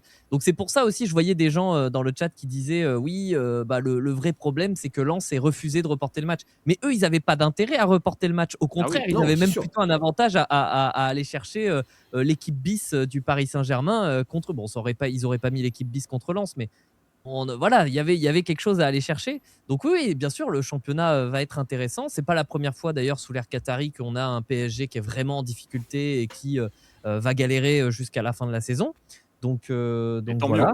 Tant mieux pour la Et Ligue tant 1. mieux. Et c'est pour ça que je dis le report de ce match-là en soi, il n'est pas si problématique que ce soit pour Lens ou pour le PSG. Lens, effectivement, peut-être aurait pu avoir un tout petit avantage de fatigue, mais quand tu connais la mentalité de Paris et quand tu connais la qualité de l'effectif qui est jeune en plus, hein, c'est un effectif qui est jeune, qui est capable d'enchaîner les matchs, tu te dis, bon, est-ce qu'il y a vraiment un avantage certain? Par contre, effectivement, pour Paris, il y a quand même un coup à jouer en Coupe d'Europe. Ça peut être sympa d'aller chercher, pourquoi pas, une demi-finale contre Liverpool qu'ils ont battu la saison dernière, contre Liverpool qui n'est pas non plus El Grande Liverpool des années voilà, passées. Donc, Moi, je pense un truc. moi encore une fois, je suis un peu... Juste un truc, c'est que moi, je trouve qu'au contraire, moi, ça aurait dû rester un peu sous terre, cette polémique, ce truc-là. Pour moi, il n'y aurait pas dû avoir tout ce qui sort, peut-être des accords sous-jacents, etc., que ça ne sorte pas dans les médias. Parce que moi, surtout, je me dis, ça peut potentiellement, cette petite broutilles pourrie, on va dire, enfin, ce truc qui se passe, pas impacter psychologiquement le PSG, parce qu'on va pas aller jusque-là, mais ça peut être un truc qui sort de là, ils n'ont pas besoin de ça. Actuellement, ils sont dans une bonne dynamique, en Ligue des Champions, etc. Et ça fait une espèce d'histoire un peu extra, où ils sont là, machin, les commissions, les trucs. Et ils n'ont pas besoin forcément de ça. Et moi, je pense qu'ils auraient pu très bien mettre l'équipe 2, comme tu l'as dit, Robert. Et moi, je pense qu'ils auraient pu largement jouer avec l'équipe 2 contre Lens. Même si Lens a fait une excellente saison, je les respecte énormément. Mais honnêtement, ils ont une qualité d'effectif. Je pense qu'il y a des joueurs qui peuvent jouer à Lens, à Paris, sans aucun problème dans l'équipe 2 de Paris, quoi. Je veux dire, tu vois. Donc voilà. Après, bon, c'est mon point de vue, hein, mais. Non, mais ça s'entend parfaitement. Après, c'est vrai que le calendrier de Paris fait presque un petit peu peur. Oui. Bon, c'était le sujet polémique. Là, on a réveillé un peu le chat. Mais tant qu'on va réveiller le chat, on va parler rapidement du match de hier soir quand même. En foot, il y avait évidemment ce petit goût de mondial avant le mondial entre la France et le Brésil. La France qui s'impose 2-1 avec la formule offensive de Didier Deschamps. Qu'est-ce qui lui arrive ? 4 joueurs offensifs sur le terrain, Ekitike, Dembélé, Olise, Mbappé. On a changé les Deschamps ou ça se passe comment là ? Ah bah écoute, ouais, vas-y, Jeannot, si tu voulais peut-être commencer. Bah ouais, non, mais juste pour dire que oui, ça fait du bien. Et puis même hier, moi je trouve que c'était un beau match, quoi. On a eu des Ouais. actions, il y a eu de la tension, il y a eu même des erreurs, des grosses erreurs qui ont failli nous coûter la fin de match. Globalement, je trouve que c'est un match quand même qu'on a bien géré, malgré justement les petits changements, le fait qu'on ait un peu plus d'offensif. Je trouve que ils ont très bien combiné devant, que personne n'a été vraiment laissé pour compte devant. Tout le monde a bien géré, tout le monde a été décisif, tout le monde a été un peu impliqué dans le match. Je trouve vraiment que c'est un match vraiment intéressant du point de vue offensif. Défensivement, c'est difficile parce que à partir du moment où tu prends le carton rouge, derrière, on a pris un peu le bouillon. On a failli quand même surprendre sur les contres, mais globalement, on prend un peu le bouillon sur la deuxième partie, sur la deuxième mi-temps. Non, c'était un match intéressant parce que tu sentais que les deux équipes avaient envie de faire quelque chose et du coup, ça a donné un match d'un très bon niveau globalement. Et les joueurs étaient conscients de ça et du coup, on a vu avec le carton rouge, il y avait vraiment Mm. c'était impliqué, quoi. Vraiment, les C'est- joueurs étaient impliqués. Ça a joué jusqu'à la dernière minute, hein. En Ah, général, c'est dans agréable. des matchs amicaux comme ça, bon, Ouais. là, vraiment, le Brésil, jusqu'à la fin, ils ont tenté de revenir au score. C'était pas un match amical. Les Français ont tout fait avec des fois des. C'était dur, hein, sur l'homme, hein. Ça a essayé de. Pour un match amical, c'est rare qu'on voit une telle intensité. Toi, ça t'a surpris, Conquer? Ouais, bien sûr. En fait, ça fait plaisir de voir un match amical comme ça, avec un tel. On a l'impression qu'il y avait un enjeu derrière, alors que pas du tout. Mais je pense que c'était plus un enjeu de fierté pour chacune des équipes. France-Brésil, c'est toujours un match particulier de toute façon dans l'histoire, encore plus depuis 98 notamment. Mais voilà. Et ce qui était intéressant, effectivement, c'était d'avoir un Deschamps peut-être qui avait envie, qui avait la volonté d'aller un petit peu plus de l'avant. Alors, il y a plein de satisfactions. Déjà, Olysée, qui pour moi actuellement est un joueur qui est extraordinaire. Non, mais vraiment, faut quand même souligner ce qu'il fait, le mec. Je me demande s'il fait pas partie, pour moi, allez, du top 5 meilleur joueur du monde actuellement. Et encore, je suis peut-être. Mais c'est fou les différences qu'il peut faire, quoi. Tu sais mon avis impopulaire? Ouais, dis-moi. Olysée sera Ballon d'Or cette année. C'est vrai? Ah bah, tu Voilà. sais, franchement, tu sais À quoi, la fin pour de moi, la Coupe du Monde, il sera dans le top 3. On dira, ah tiens, Olysée, parce Ouais. que le Bayern va gagner la Ligue des Champions et Olysée machin. Mais je te laisse continuer. Mais- Voilà, c'était mon avis impossible. Non, mais tu sais quoi, je vais presque te rejoindre parce que je suis impressionné par ce que fait ce joueur déjà au Bayern, parce qu'il surnage au Bayern Munich. Le mec, il est monstrueux. Même on l'a vu contre Paris, hein, quand ils ont joué contre le Bayern, comme il était énorme. Et là, hier, encore une fois, c'est l'homme du match. Donc, assez extraordinaire et c'est une chance d'avoir ce joueur dans notre effectif. Kylian, ça m'a fait plaisir parce que on parle de genoux, de machin, putain, le genou droit, genou gauche, enfin, une espèce de bordel qu'on n'en peut plus. Finalement, hier, il galopait comme un lapin et puis on n'a pas ressenti que voilà. Et Kitike, c'est intéressant ce profil parce qu'il est très particulier. Il était à gauche, mais en fait, pour moi, c'est plus un mec qui doit être en pointe, un peu, tu sais, orienter un peu le truc ou je sais pas. C'est le nouveau Giroud, hein, ils vont tourner autour, je pense. Hein. Ouais, Ça va être un peu la pierre angulaire, tout le monde va tourner autour des Kitike. Et s'il y a un centre, il peut être là. S'il faut faire une déviation, il sera là. Ouais, Est-ce qu'il aura le talent d'un Giroud? Bah ça, on verra. Mais On verra bien. je pense que Didier, il est content d'avoir Kitike dans son équipe. Hein. Oh oui. Il se Ah dit, ouais, je vais pouvoir Ouais. avoir Griezmann qui s'appelle Olysée, je vais avoir Ouais. Ekitike qui va s'appeler Giroud, et derrière, je fais Mbappé, Dembélé, ils font ce qu'ils veulent, et allez hop, Ouais. tournez autour, Exactement. régalez-vous. En fait, c'est bien parce qu'Ekitike, c'est un peu le joueur qui manquait finalement depuis Giroud, on va dire. C'est ce joueur qui permet de libérer des espaces sur les côtés, je trouve, puisqu'on peut s'appuyer sur lui. Et c'est vraiment un profil que Deschamps adore, et c'est comme ça de toute façon qu'il a gagné la Coupe du Monde, d'accord. Et Giroud, même s'il n'a pas marqué pendant la Coupe du Monde 2016, c'est vrai que c'est 2016, hein. Je dis conneries, moi, 2018. Non, je dis conneries. Non, Je sais même plus, Giroud qui j'ai- n'a j'ai- pas marqué. Ouais, Giroud n'avait pas marqué, je crois, me semble-t-il, mais par contre, qui avait libéré énormément d'espace Exactement. sur les côtés et tout ça. Et En ça, 2018. c'était. Ouais, 2018, voilà, pardon. 2018, Et, ouais. ouais, putain, je sais pas pourquoi je confonds avec l'euro. Mais voilà. Et donc, non, c'est un profil qui manquait énormément. Et puis hier, on a vu la finition quand même d'Ekitike. C'était intéressant, ce petit piqué qui fait plaisir. Et comme quoi, à Liverpool, je trouve que c'est une véritable satisfaction cette année. L'une des rares. D'ailleurs, hein, on va pas se mentir. Avec Parce Zoboslai. que, ouais, avec Szoboszlai. Mais Florian Wirtz et tout ça, c'est un peu plus compliqué. Peut-être l'année Et puis, prochaine, peut-être, hein, ouais, première voilà, Isaac saison, aussi. Bon, nouveau on verra statut. bien. Par contre, une petite chose que je dois préciser tout de même, c'est la réalisation qui était catastrophique du match. Ah, Vraiment, je sais ouais, pas ce que vous en on avez avait pensé, mais parlé, j'ai eu l'impression c'est- de voir un match. Je sais C'est moi pas, qui d'un filmais. vieux- Hein. Ah ben, je sais pas, c'était une caméra, caméra FIFA des années au Pro Evolution Soccer des années, je sais pas, de l'époque, et c'est de mauvais augure ça pour la Coupe du Monde, les gars. Non. Hein, je vous le dis. Alors ça, J'espère non, pas, parce hein. que en fait, il y a eu des trucs qui sont Ouais. sortis sur Twitter, comme quoi, en fait, la réalisation, c'est pas eux qui vont réaliser la Coupe du Monde, Ah bah, c'est tant mieux. là une entreprise qui était très locale Et du coup, la réalisation, surtout dans le stade où ils étaient, je crois que c'était. Non, c'est pas là, c'était le stade de Boston là qu'ils C'est avaient là. Boston, c'était à Boston, ouais. Bah, en fait, ce Bon. stade-là, la direction sera gérée par une équipe française, déjà Ok. de base. Et en fait, celui qui va faire la réalisation partout pour la Coupe du Monde, ça va être un standard de la Coupe du Européen. Monde. C'est vraiment, je sais parce que plus là, quelle entreprise fait ça, mais c'est un standard. Ils ouais, vont, tant mieux. voilà, c'est classique. Tant mieux. Parce que là, franchement, Bah, après, je crois que ouais. c'était rempli. Je crois qu'il y avait plus de 60 000 personnes. Donc, ils étaient obligés de mettre la caméra de manière un peu plus basse. Enfin, il y avait toute une histoire comme ça. Et c'était pas ouf, quoi, au niveau Ça, réel. c'était ceux qui sont occupés de la direction là, c'était des mecs qui faisaient la MLS, je crois. Un Ah, truc comme ça, je sais plus. Enfin, bon, ouais, NFL, peut-être. ouais, la Enfin, ouais. NFL ou un truc comme Ouais. ça, je sais plus exactement, mais Bah, la en NFL, gros, ça ouais. pourrait plus s'entendre dans le fait où ça filme un peu à ras comme ça. C'était un peu bizarre Ah, et puis les comment pauses. c'était filmé. Ouais, Tous les pauses. c'était un petit peu bizarre. Bon, après, on va retenir quand même que l'équipe de France a réussi Ouais. à s'imposer. Ça Ouais, fait ouais. plaisir après ça. Est-ce que vous avez un avis impopulaire sur la Coupe du Monde? Compliqué. Moi, franchement, je veux dire la vérité. Quand je vois le match qu'on fait hier, en tout cas les séquences, je pense qu'on peut gagner la Coupe du Monde. Je sais pas si c'est impopulaire, mais. Ok. Bon, Et pas toi, très mon Jeannot, impopulaire, est-ce que tu peut-être, as un avis? mais honnêtement.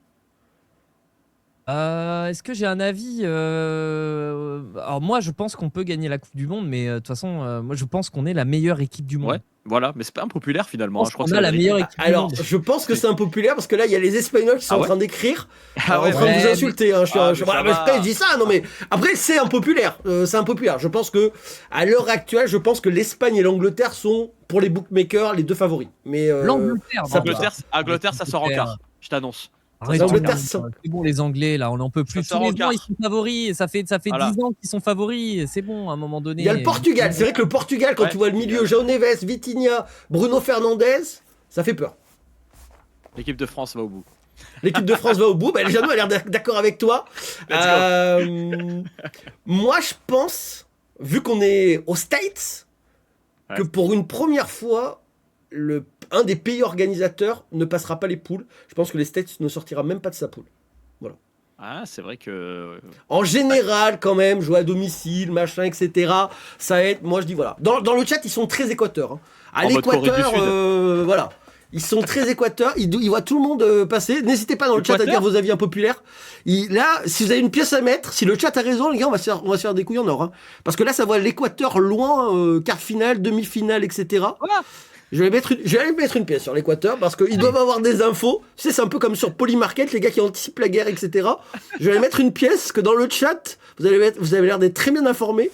Bon, allez, je note tout de suite Équateur, 1000 €. Ouf. Allez, hop. Oh là là, Ils ont l'Équateur.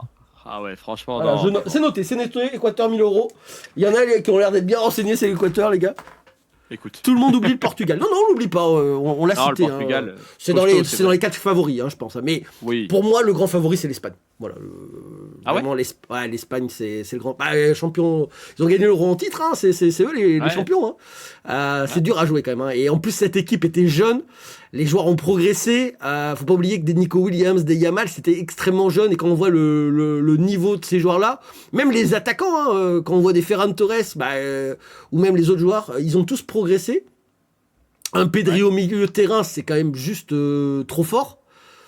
Non, moi je pense Oui, que c'est vrai. Non, c'est vrai que c'est très fort, costaud mais- hein, l'Espagne. Hein.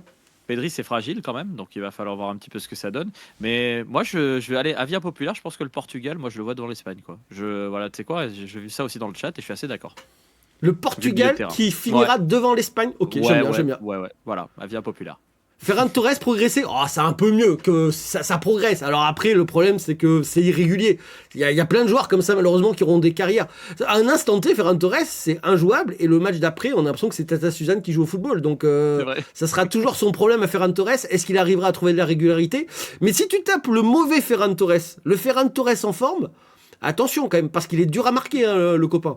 Mais malheureusement, on voit bien, hein, c'est très en dents de scie sa carrière et même tous ses matchs quoi. Ferran, c'est catastrophique, il pourrait jouer au LOSC. Non, vous êtes méchants. Vous êtes tellement méchants avec certains joueurs comme ça. Ferran Torres, c'est pas Tata Suzanne, les gars, détendez-vous quand même. Avis populaire, Vitinha du Genoa sera titulaire en pointe du Portugal à la place de CR7. Le grand Vitinha. Oh là J'aime quand vous dites des termes comme ça dans le chat, j'aime. Oh là.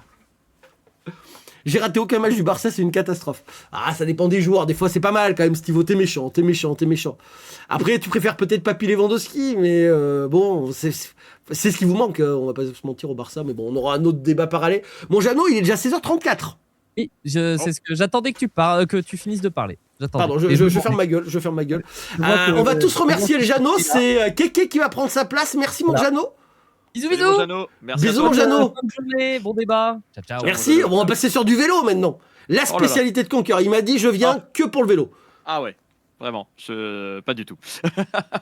Ah, c'est ce que tu m'as dit. Tu m'as dit, je viens, le vélo. Je vais aller Moi, je connais chercher Armstrong. l'overlay Voilà. de Kéké. Hop, Kéké, hop, il est là. Normalement, dans quelques secondes, vous allez pouvoir le voir. Hop, Salut. tac.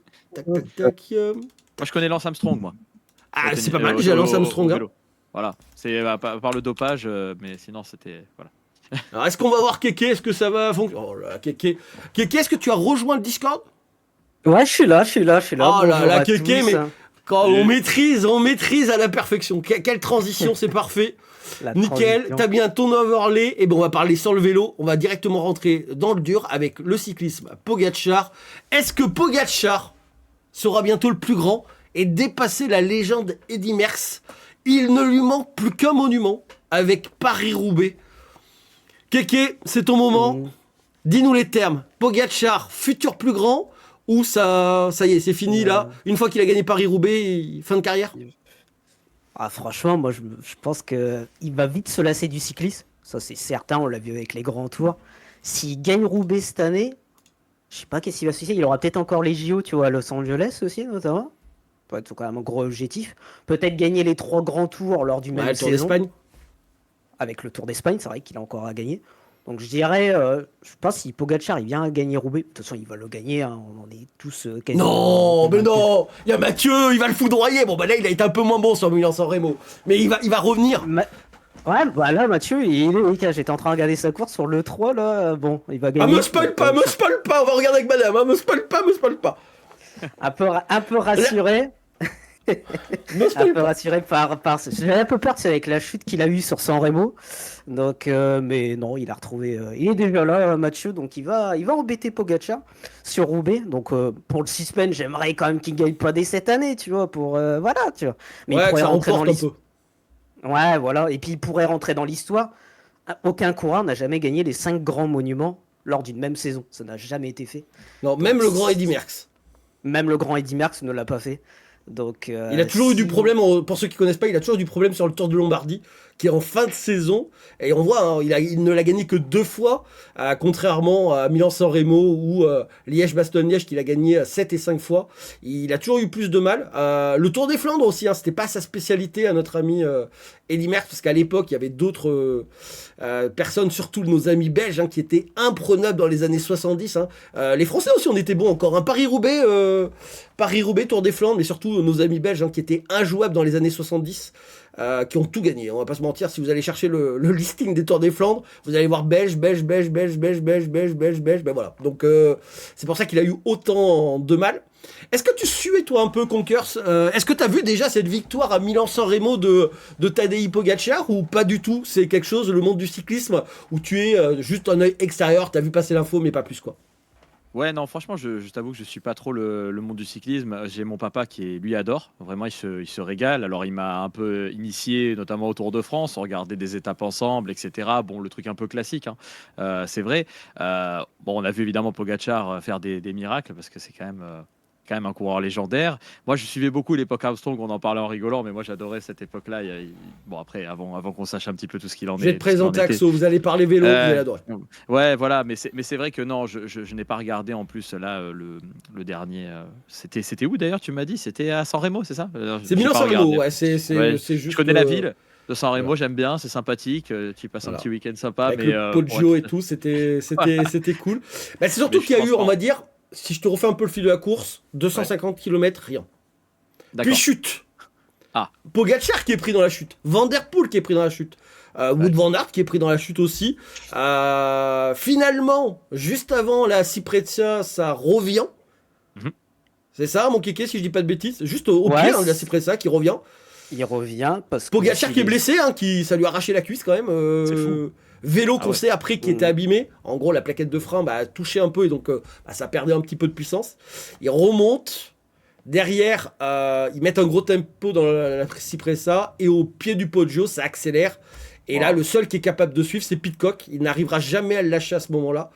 Et ça finit au sprint. On pense que Pidcock, sur un sprint, va être plus rapide. Et finalement, Pogacar arrive à garder allez, 10 cm d'avance ouais. sur Pidcock. Il fait un meilleur lancer de vélo. Et victoire Pogacar qui n'avait jamais remporté Milan-San Remo. En général, il y avait un monsieur qui s'appelle Mathieu Van Der Poel qui, à chaque fois, le faisait chier. Et là, Ah oui. Van Der Poel, il a réussi pour une des premières fois à le lâcher dans l'une des montées. Et dans le Poggio, il a réussi à le lâcher. Toi, ça t'a surpris, Keke, qui le lâche? Ah ouais, franchement, honnêtement, je m'attendais pas que cette année qu'il le lâche. Mais sur le direct, à ce moment-là, tu vois, je savais pas qu'il avait forcément chuté.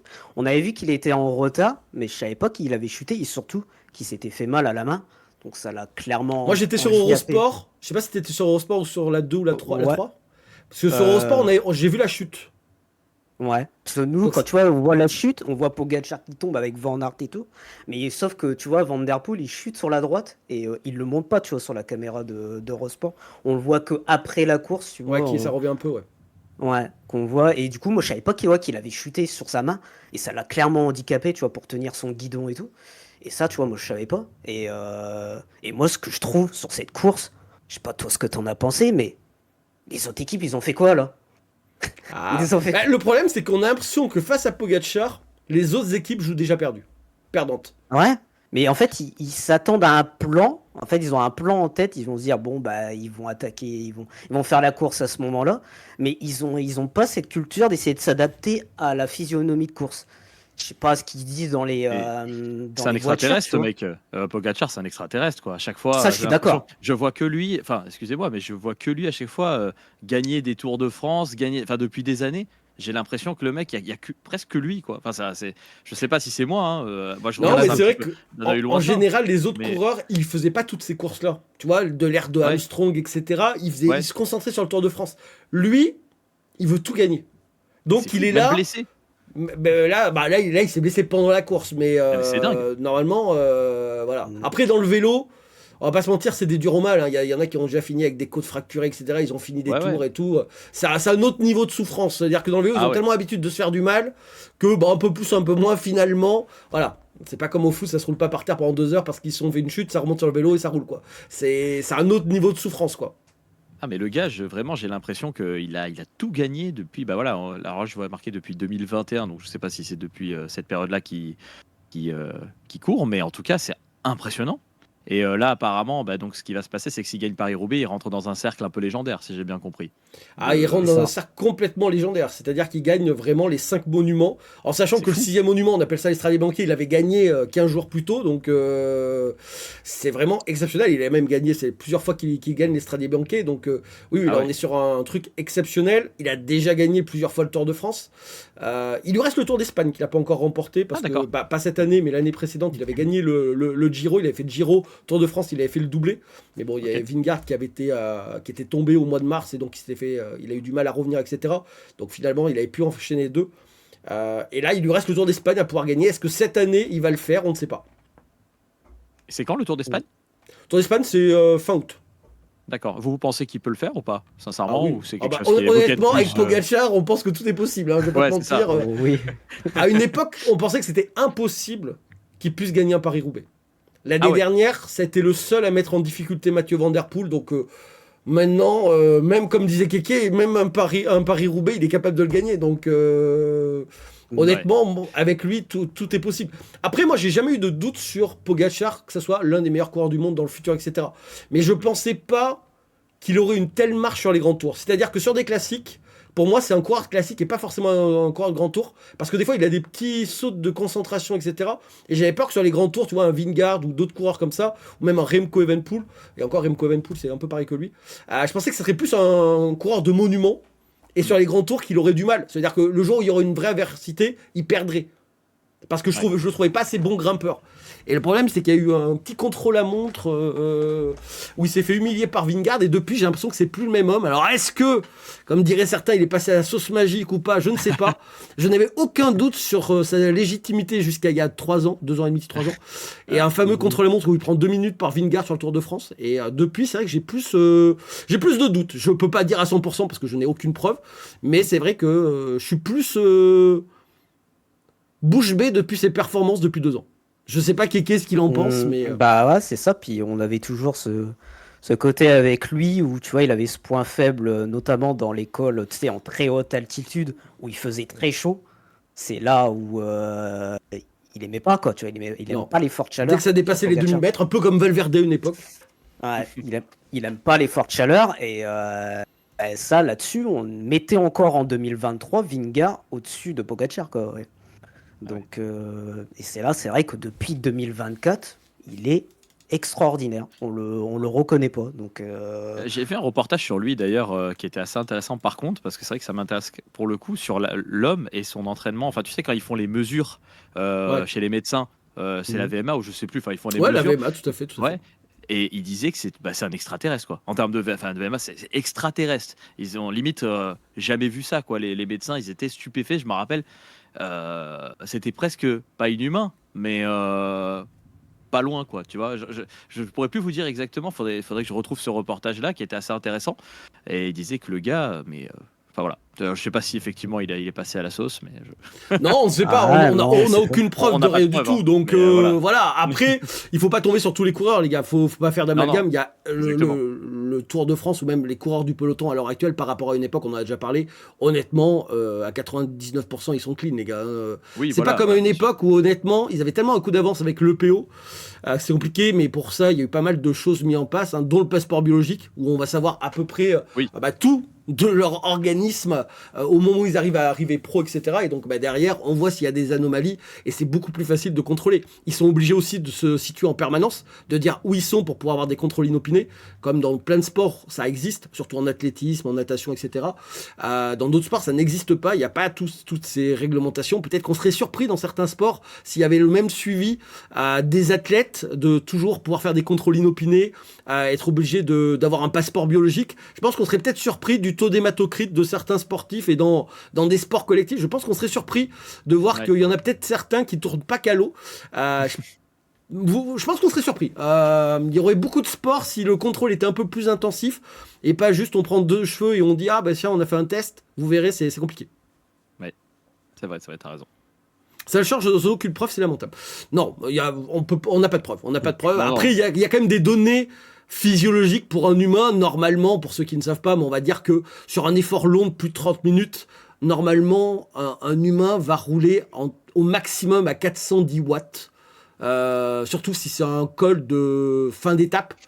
410, 415, 420, c'est ce que pouvait faire un Bardet, ce que pouvait faire un Pinot, ce qui est exceptionnel. Hein. Parce que là, je pense qu'on se rend pas compte, mais 420 watts, ça fait tourner mon PC qui est à côté de moi quand même. Donc quand même, ça envoie du pâté. Et là, c'est vrai que sur certaines montées, il est monté à 460, 470, 480 watts, ce qui sont dignes de certaines, comme on a montré, certains temps de montée qui sont plus rapides que des Pantani, que des Lance Armstrong, etc. C'est pour ça que voilà. Après, évidemment, le matériel s'est légèrement amélioré, parce que les vélos des années 90, 2000 étaient pas nuls à chier non plus à l'époque. Ils faisaient 6 kilos. C'était pas des kilos. C'est pas comme en début de guerre ou etc. où c'était des vélos de 15 kilos. Donc voilà. Donc après c'est toujours un peu compliqué quoi. Ils sont chargés de bonne attention, non. On va quand même parler du calendrier, parce que bon là il y a évidemment le Grand Prix E3 qui a lieu en même moment où on est en train de parler. Il y a Gent-Wevelgem qui va avoir lieu à dimanche. C'est la grande préparation pour le Tour des Flandres qui aura lieu la semaine prochaine. Mathieu Van Der Poel, grand favori des 2 courses. Déjà que Mathieu Van Der Poel fasse ces 2 courses, est-ce que ça te surprend, Kéké? Parce qu'en général, quand même, il en fait une, mais il fait pas les 2, ou il en fait pas. Est-ce que ça te surprend? Est-ce que tu sens qu'il a besoin de ça? Il n'est pas dans le rythme encore? Il a peut-être besoin de ça, après au final, puis en plus, bon, il l'avait déjà, je crois, prévu dans son programme, malgré qu'il a chuté, voilà. Mais c'est vrai que d'habitude, l'année dernière, il avait fait l'E3, mais il faisait pas Gent, c'est ça? Ouais, c'est ça, Gent-Wevelgem. Après, la prononciation, on repassera, c'est plus compliqué. C'est en flandrien, les gars, on maîtrise pas, excusez-nous. C'est un peu plus, je pense, taillé, parce que je crois que l'année dernière, c'est Pedersen qui prend cette course-là, la deuxième, Ça justement. fait deux fois. Il a gagné 2 fois de suite, Mats Pedersen. Il a gagné les 2 dernières éditions. Ouais. On va dire que c'est un bon préparatif pour le Tour des Flandres. Ah Voilà. bah ouais. Surtout qu'il court là dans le vieux Quarmont, il passe justement sur le Tour des Flandres. C'est sur la course actuelle, justement, s'il y en a qui y suivent. Euh, Pas plus spoiler, hein, je dirais un petit peu. Sinon, je vais me faire engueuler par Madame 87 000 après. Ouais, sinon, madame va pas être. Non, si on regarde pas les courses ensemble, elle va râler. Donc, du coup, bon, je vous laisserai voir la course. Mais ouais, je pense que c'est des bonnes courses, en tout cas, de préparation pour le Tour des Flandres. C'est étonnant quand même qu'on voit pas aussi un Pogacar le faire, au moins une des deux. Mais c'est vrai que dans ce cyclisme-là, quand tu regardes, les coureurs, ils ont moins besoin d'aller faire des courses. Tu vois. C'est pas comme à l'époque où les coureurs, ils avaient absolument besoin. Attends, les coureurs, ils font des stages en altitude. Ça y est, c'est pareil. Hein. Bon, si tu regardes Pogacar, il a fait 2 jours de course cette saison. C'est vrai. C'est rien du tout. Hein, 2 franchement. victoires. Alors, ouais, et 2 victoires. Alors que Mathieu Van Der Poel, il a déjà couru entre le cyclocross et puis là, sur route depuis qu'il a repris. Il a fait Tirreno, etc., qui dure une course d'une semaine. Donc, C'est vrai que ça a changé. Hein. À une époque, Conquer, je sais pas si tu suivais, mais c'est vrai que en général, les coureurs avaient besoin de beaucoup rouler pour avoir un certain nombre de jours de courses, même avant Milan-San Remo. En général, si on reprend à l'époque d'un Eddy Merckx qu'il a gagné énormément de fois, bah, souvent il avait quand même 7-10 jours de course avant. Et là, il y a des coureurs comme Pogacar qui arrivent avec 1 jour de course, 2 jours de course. C'est-à-dire que la préparation a tellement changé que finalement, ils ont même plus besoin de courir avec des changements au niveau de l'entraînement, des coureurs de plus en plus jeunes. C'est presque devenu un peu du football, c'est-à-dire que à l'époque, c'est pour ça qu'on mettait un maillot blanc, c'est à moins de 25 ans. Ah ouais. Maintenant, il y a de plus en plus de coureurs jeunes, hein, comme notre Français Paul Sexas, qui sont extrêmement performants. Tout a changé. Est-ce que ça t'étonne, toi, de voir comme ça des jeunes coureurs de plus en plus jeunes être performants, alors qu'avant, ils arrivaient à maturité à 30 ans presque? Ouais, non, je pense pas.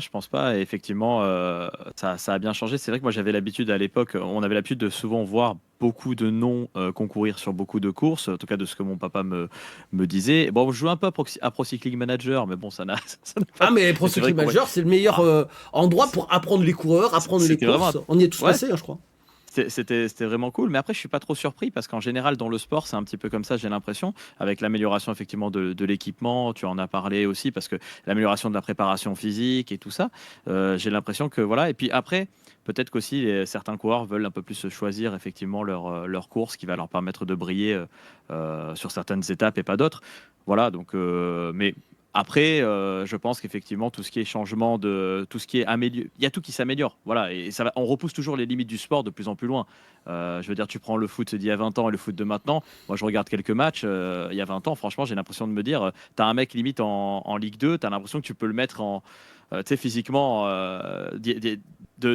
maintenant en Ligue 2, tu peux le mettre à l'époque en limite en Coupe du Monde et il pouvait jouer, quoi. Tu sais. Quand tu regardes vraiment l'intensité du football, quand je ferai le comparo, donc je me dis, après c'est 2 sports qui sont complètement différents, mais dans tous les cas il y a des améliorations, quoi. Donc ouais, je suis étonné, pas trop à la fois, tu vois. Ok. Et toi, Kéké, t'es étonné quand même, parce que toi aussi, tu suis le vélo comme moi depuis longtemps. C'est vrai qu'il y a complètement un changement au niveau du vélo. C'est-à-dire qu'avant, il fallait quand même avoir un certain nombre de jours de course pour avoir une chance d'être performant. Ouais. On faisait jamais le Giro en même temps qu'on faisait le Tour de France, parce qu'en général, on arrivait sur le Tour de France, on était cramé. Et là, j'ai l'impression que tout a changé. Moi j'ai l'impression d'être un vieux du vélo, où j'ai l'impression que tous les codes qu'on a connus pendant 25 ans, tout a changé en l'espace de 2-3 ans, avec les Pogacar, avec les Vingegaard, avec les Remco Evenepoel. J'ai l'impression que tout a changé, quoi. Ouais, c'est clair. Entre le matériel qui a évolué, comme on a dit avant, et puis aussi peut-être cette génération de coureurs qui est extraordinaire. Je sais pas ce que ça sera après cette génération, mais on a quand même de la chance de vivre une génération quand même. Les mecs partent à 100 bornes de l'arrivée. Enfin, oh. C'est fou.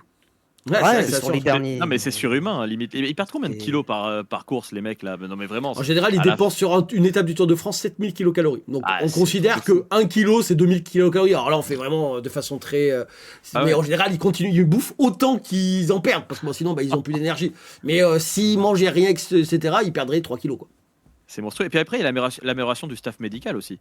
Tu vois, je pense, en vrai. Parce que les Alors médecins attention, aussi ont staff progressé. médical, vélo, faut faire attention Ouais, à ce qu'on non, dit. mais bon, L'amélioration. t'as compris. euh, Voilà, non, mais je sais pas, ils ont des kinés, ils ont des préparateurs. Enfin, Ah comme, oui, comme oui, tous les sports, je ça suppose. c'est sûr. Et quand je parle de staff médical, c'est vraiment ça. Je pense qu'il y a des médecins, etc., qui sont là et qui vont aussi permettre de faire que il y ait une meilleure récupération pour les coureurs et tout. Donc, et ça dans tous les sports, pareil. Donc, je crois qu'il y a 20 ans, on n'avait peut-être pas toutes les méthodes qu'on a aujourd'hui pour mieux récupérer. Puis on a vu la cryo, ils font de la cryo, comment on appelle ça, la cryothérapie, tous ces trucs. Enfin voilà, il y a des choses qu'il n'y avait pas encore il y a quelques années. Donc voilà, je pense que ça joue aussi. À mon avis, hein. Pas Est-ce que tu spécialiste. as un avis impopulaire sur le vélo, mon petit Conkers, ou pas? Ou est-ce que tu bottes en Waouh. touche là sur le vélo? Franchement, je vais botter un peu en touche parce que je suis pas connaisseur comme vous sur le sujet pour donner un avis impopulaire. Mais allez, je le tente ou pas? Pogacar, il gagne pas le prochain Tour de France. Allez, Pogacar. Alors ça c'est vraiment un avis impopulaire. Ah, ouais, je l'attends. Si Je ça- alors, l'attends. honnêtement, ça me rendrait Allez. heureux personnellement. Un petit l'attends. Paul Sexas à sa place, Kéké? Un petit Paul Sexas, on aimerait bien sûr, qu'il nous fasse vibrer. Moi déjà, s'il fait déjà un podium, ça ferait déjà rêver. Mais alors s'il gagne, alors, ce serait Bon, ça c'est extraordinaire. peut-être un peu. Alors là, bon, là, on se tient plus, Kéké, on se tient plus. Disons les termes. Ah ouais. Là, on se tient plus là. Là, on est tous les deux. On est tous les deux à Paris, tout nus, en train de crier Paul Sexas. On va pas se mentir là. On se refait un col après et vous me dites, ah, Conquer, il connaît rien au cyclisme, mais quand même, le petit avis impopulaire est passé, quoi. Et la vie impopulaire, il sera sur YouTube, ne t'inquiète pas, il y sera. Allez. On pourra le mettre. Kéké, toi, est-ce que tu as un avis impopulaire là sur soit Tour des Flandres, soit sur Ghent, soit sur potentiellement Paris-Roubaix? Est-ce que tu as un petit Ouais. avis impopulaire sur les courses qui arrivent là? Bah peut-être sur un des monuments flandriens. Peut-être que Pogacar et Van der Poel ne prendront peut-être pas ces deux-là, parce qu'on sait que c'est les deux monstres sur ces courses-là. Moi, je mettrais verrais bien. Bah moi, je mettrais bien un petit Mats Pedersen, notamment sur un Roubaix ou quelque chose comme ça, tu vois. Je sais que l'année Ouais. dernière, il avait été très bon. Là, il est en reprise et tout, hein. Il a Mais fait 4 lui- à San Remo. Hein. Ouais, il fait déjà 4 alors qu'il vient de reprendre. Là, bon, j'ai vu un peu, je te dirai pas ce qui s'est passé. Sur Ne me dis la pas, course. ne me dis pas, ne me spoil pas. En plus, il y a même 87 000 là. Attention. Ne nous spoil Donc, pas. mais sur un Roubaix, Tour des Flandres, je sais pas, ça peut. Je sais que l'année dernière, il avait été bon aussi sur le Donc Tour toi, des ça serait un petit Mats Pedersen et peut-être que ça gagne pas. Moi, Ouais. mon pari impopulaire la semaine Ouais. dernière, il a failli passer. Hein. J'avais dit que ni Pogacar ni Van der Poel ne gagneraient Milan-San Remo. On est passé à 10 cm que Ah. Pidcock s'impose. Je suis pas passé loin hein, avec Ouais. Biermann, machin. Putain, j'aurais pu me faire des couilles en or hein, si j'étais sur les paris sportifs. Moi, ouais. mon petit avis impopulaire, je pense que Jasper Philipsen peut gagner l'un des deux prochains. Va gagner potentiellement. Je sais pas s'il fait le 3. Je crois qu'il fait le 3. Je pense qu'il va gagner le 3. Et pourquoi pas Paris-Roubaix. Voilà. Je pense que Mathieu Van Der Poel ne gagnera pas. Et je pense que si je mettais une pièce, je pensais qu'il serait mieux sur Milan-San Remo.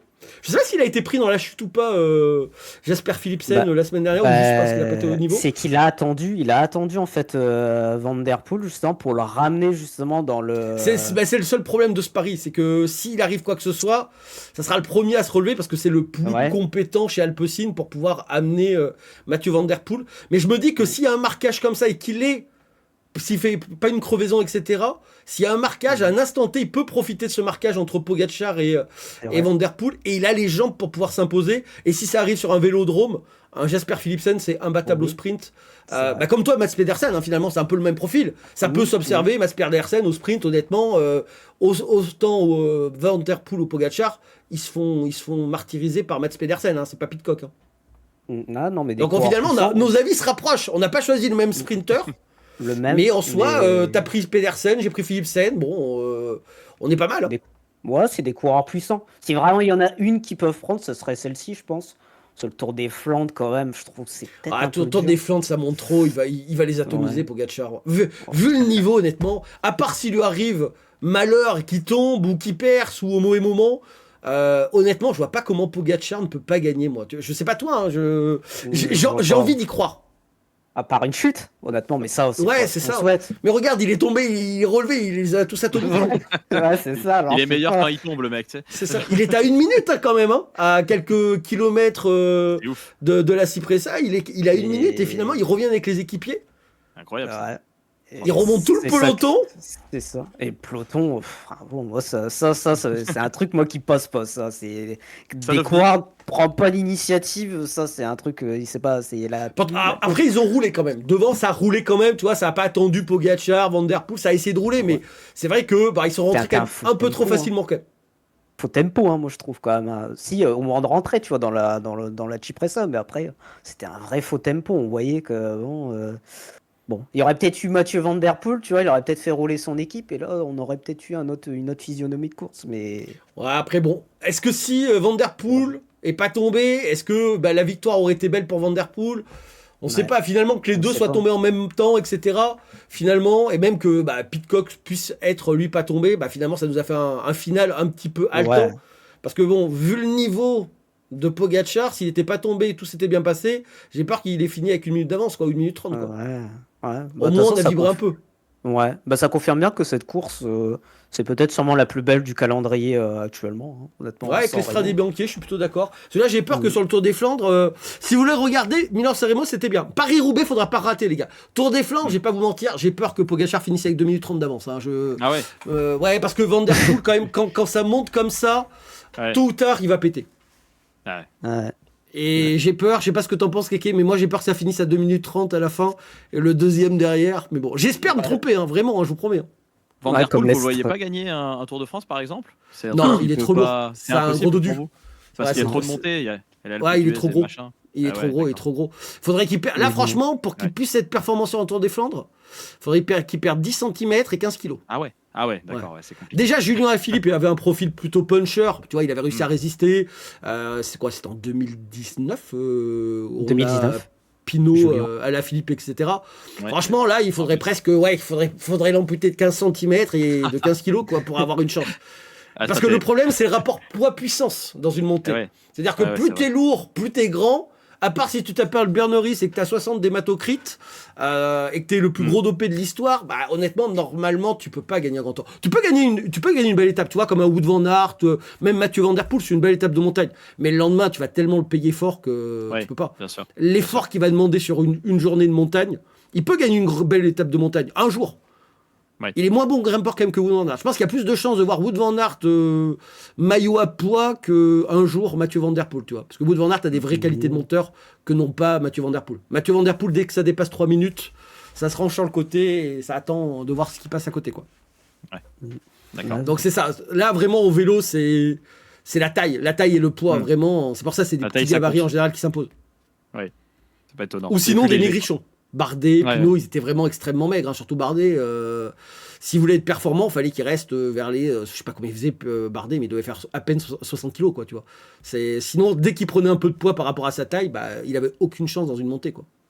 Chris Froome, souviens-toi, il était grand, mais il pesait 60 kilos aussi, quoi. Parce que tous les kilos que tu as en plus, il faut les porter. Donc après, c'est des Ah ouais, maths. c'est vrai.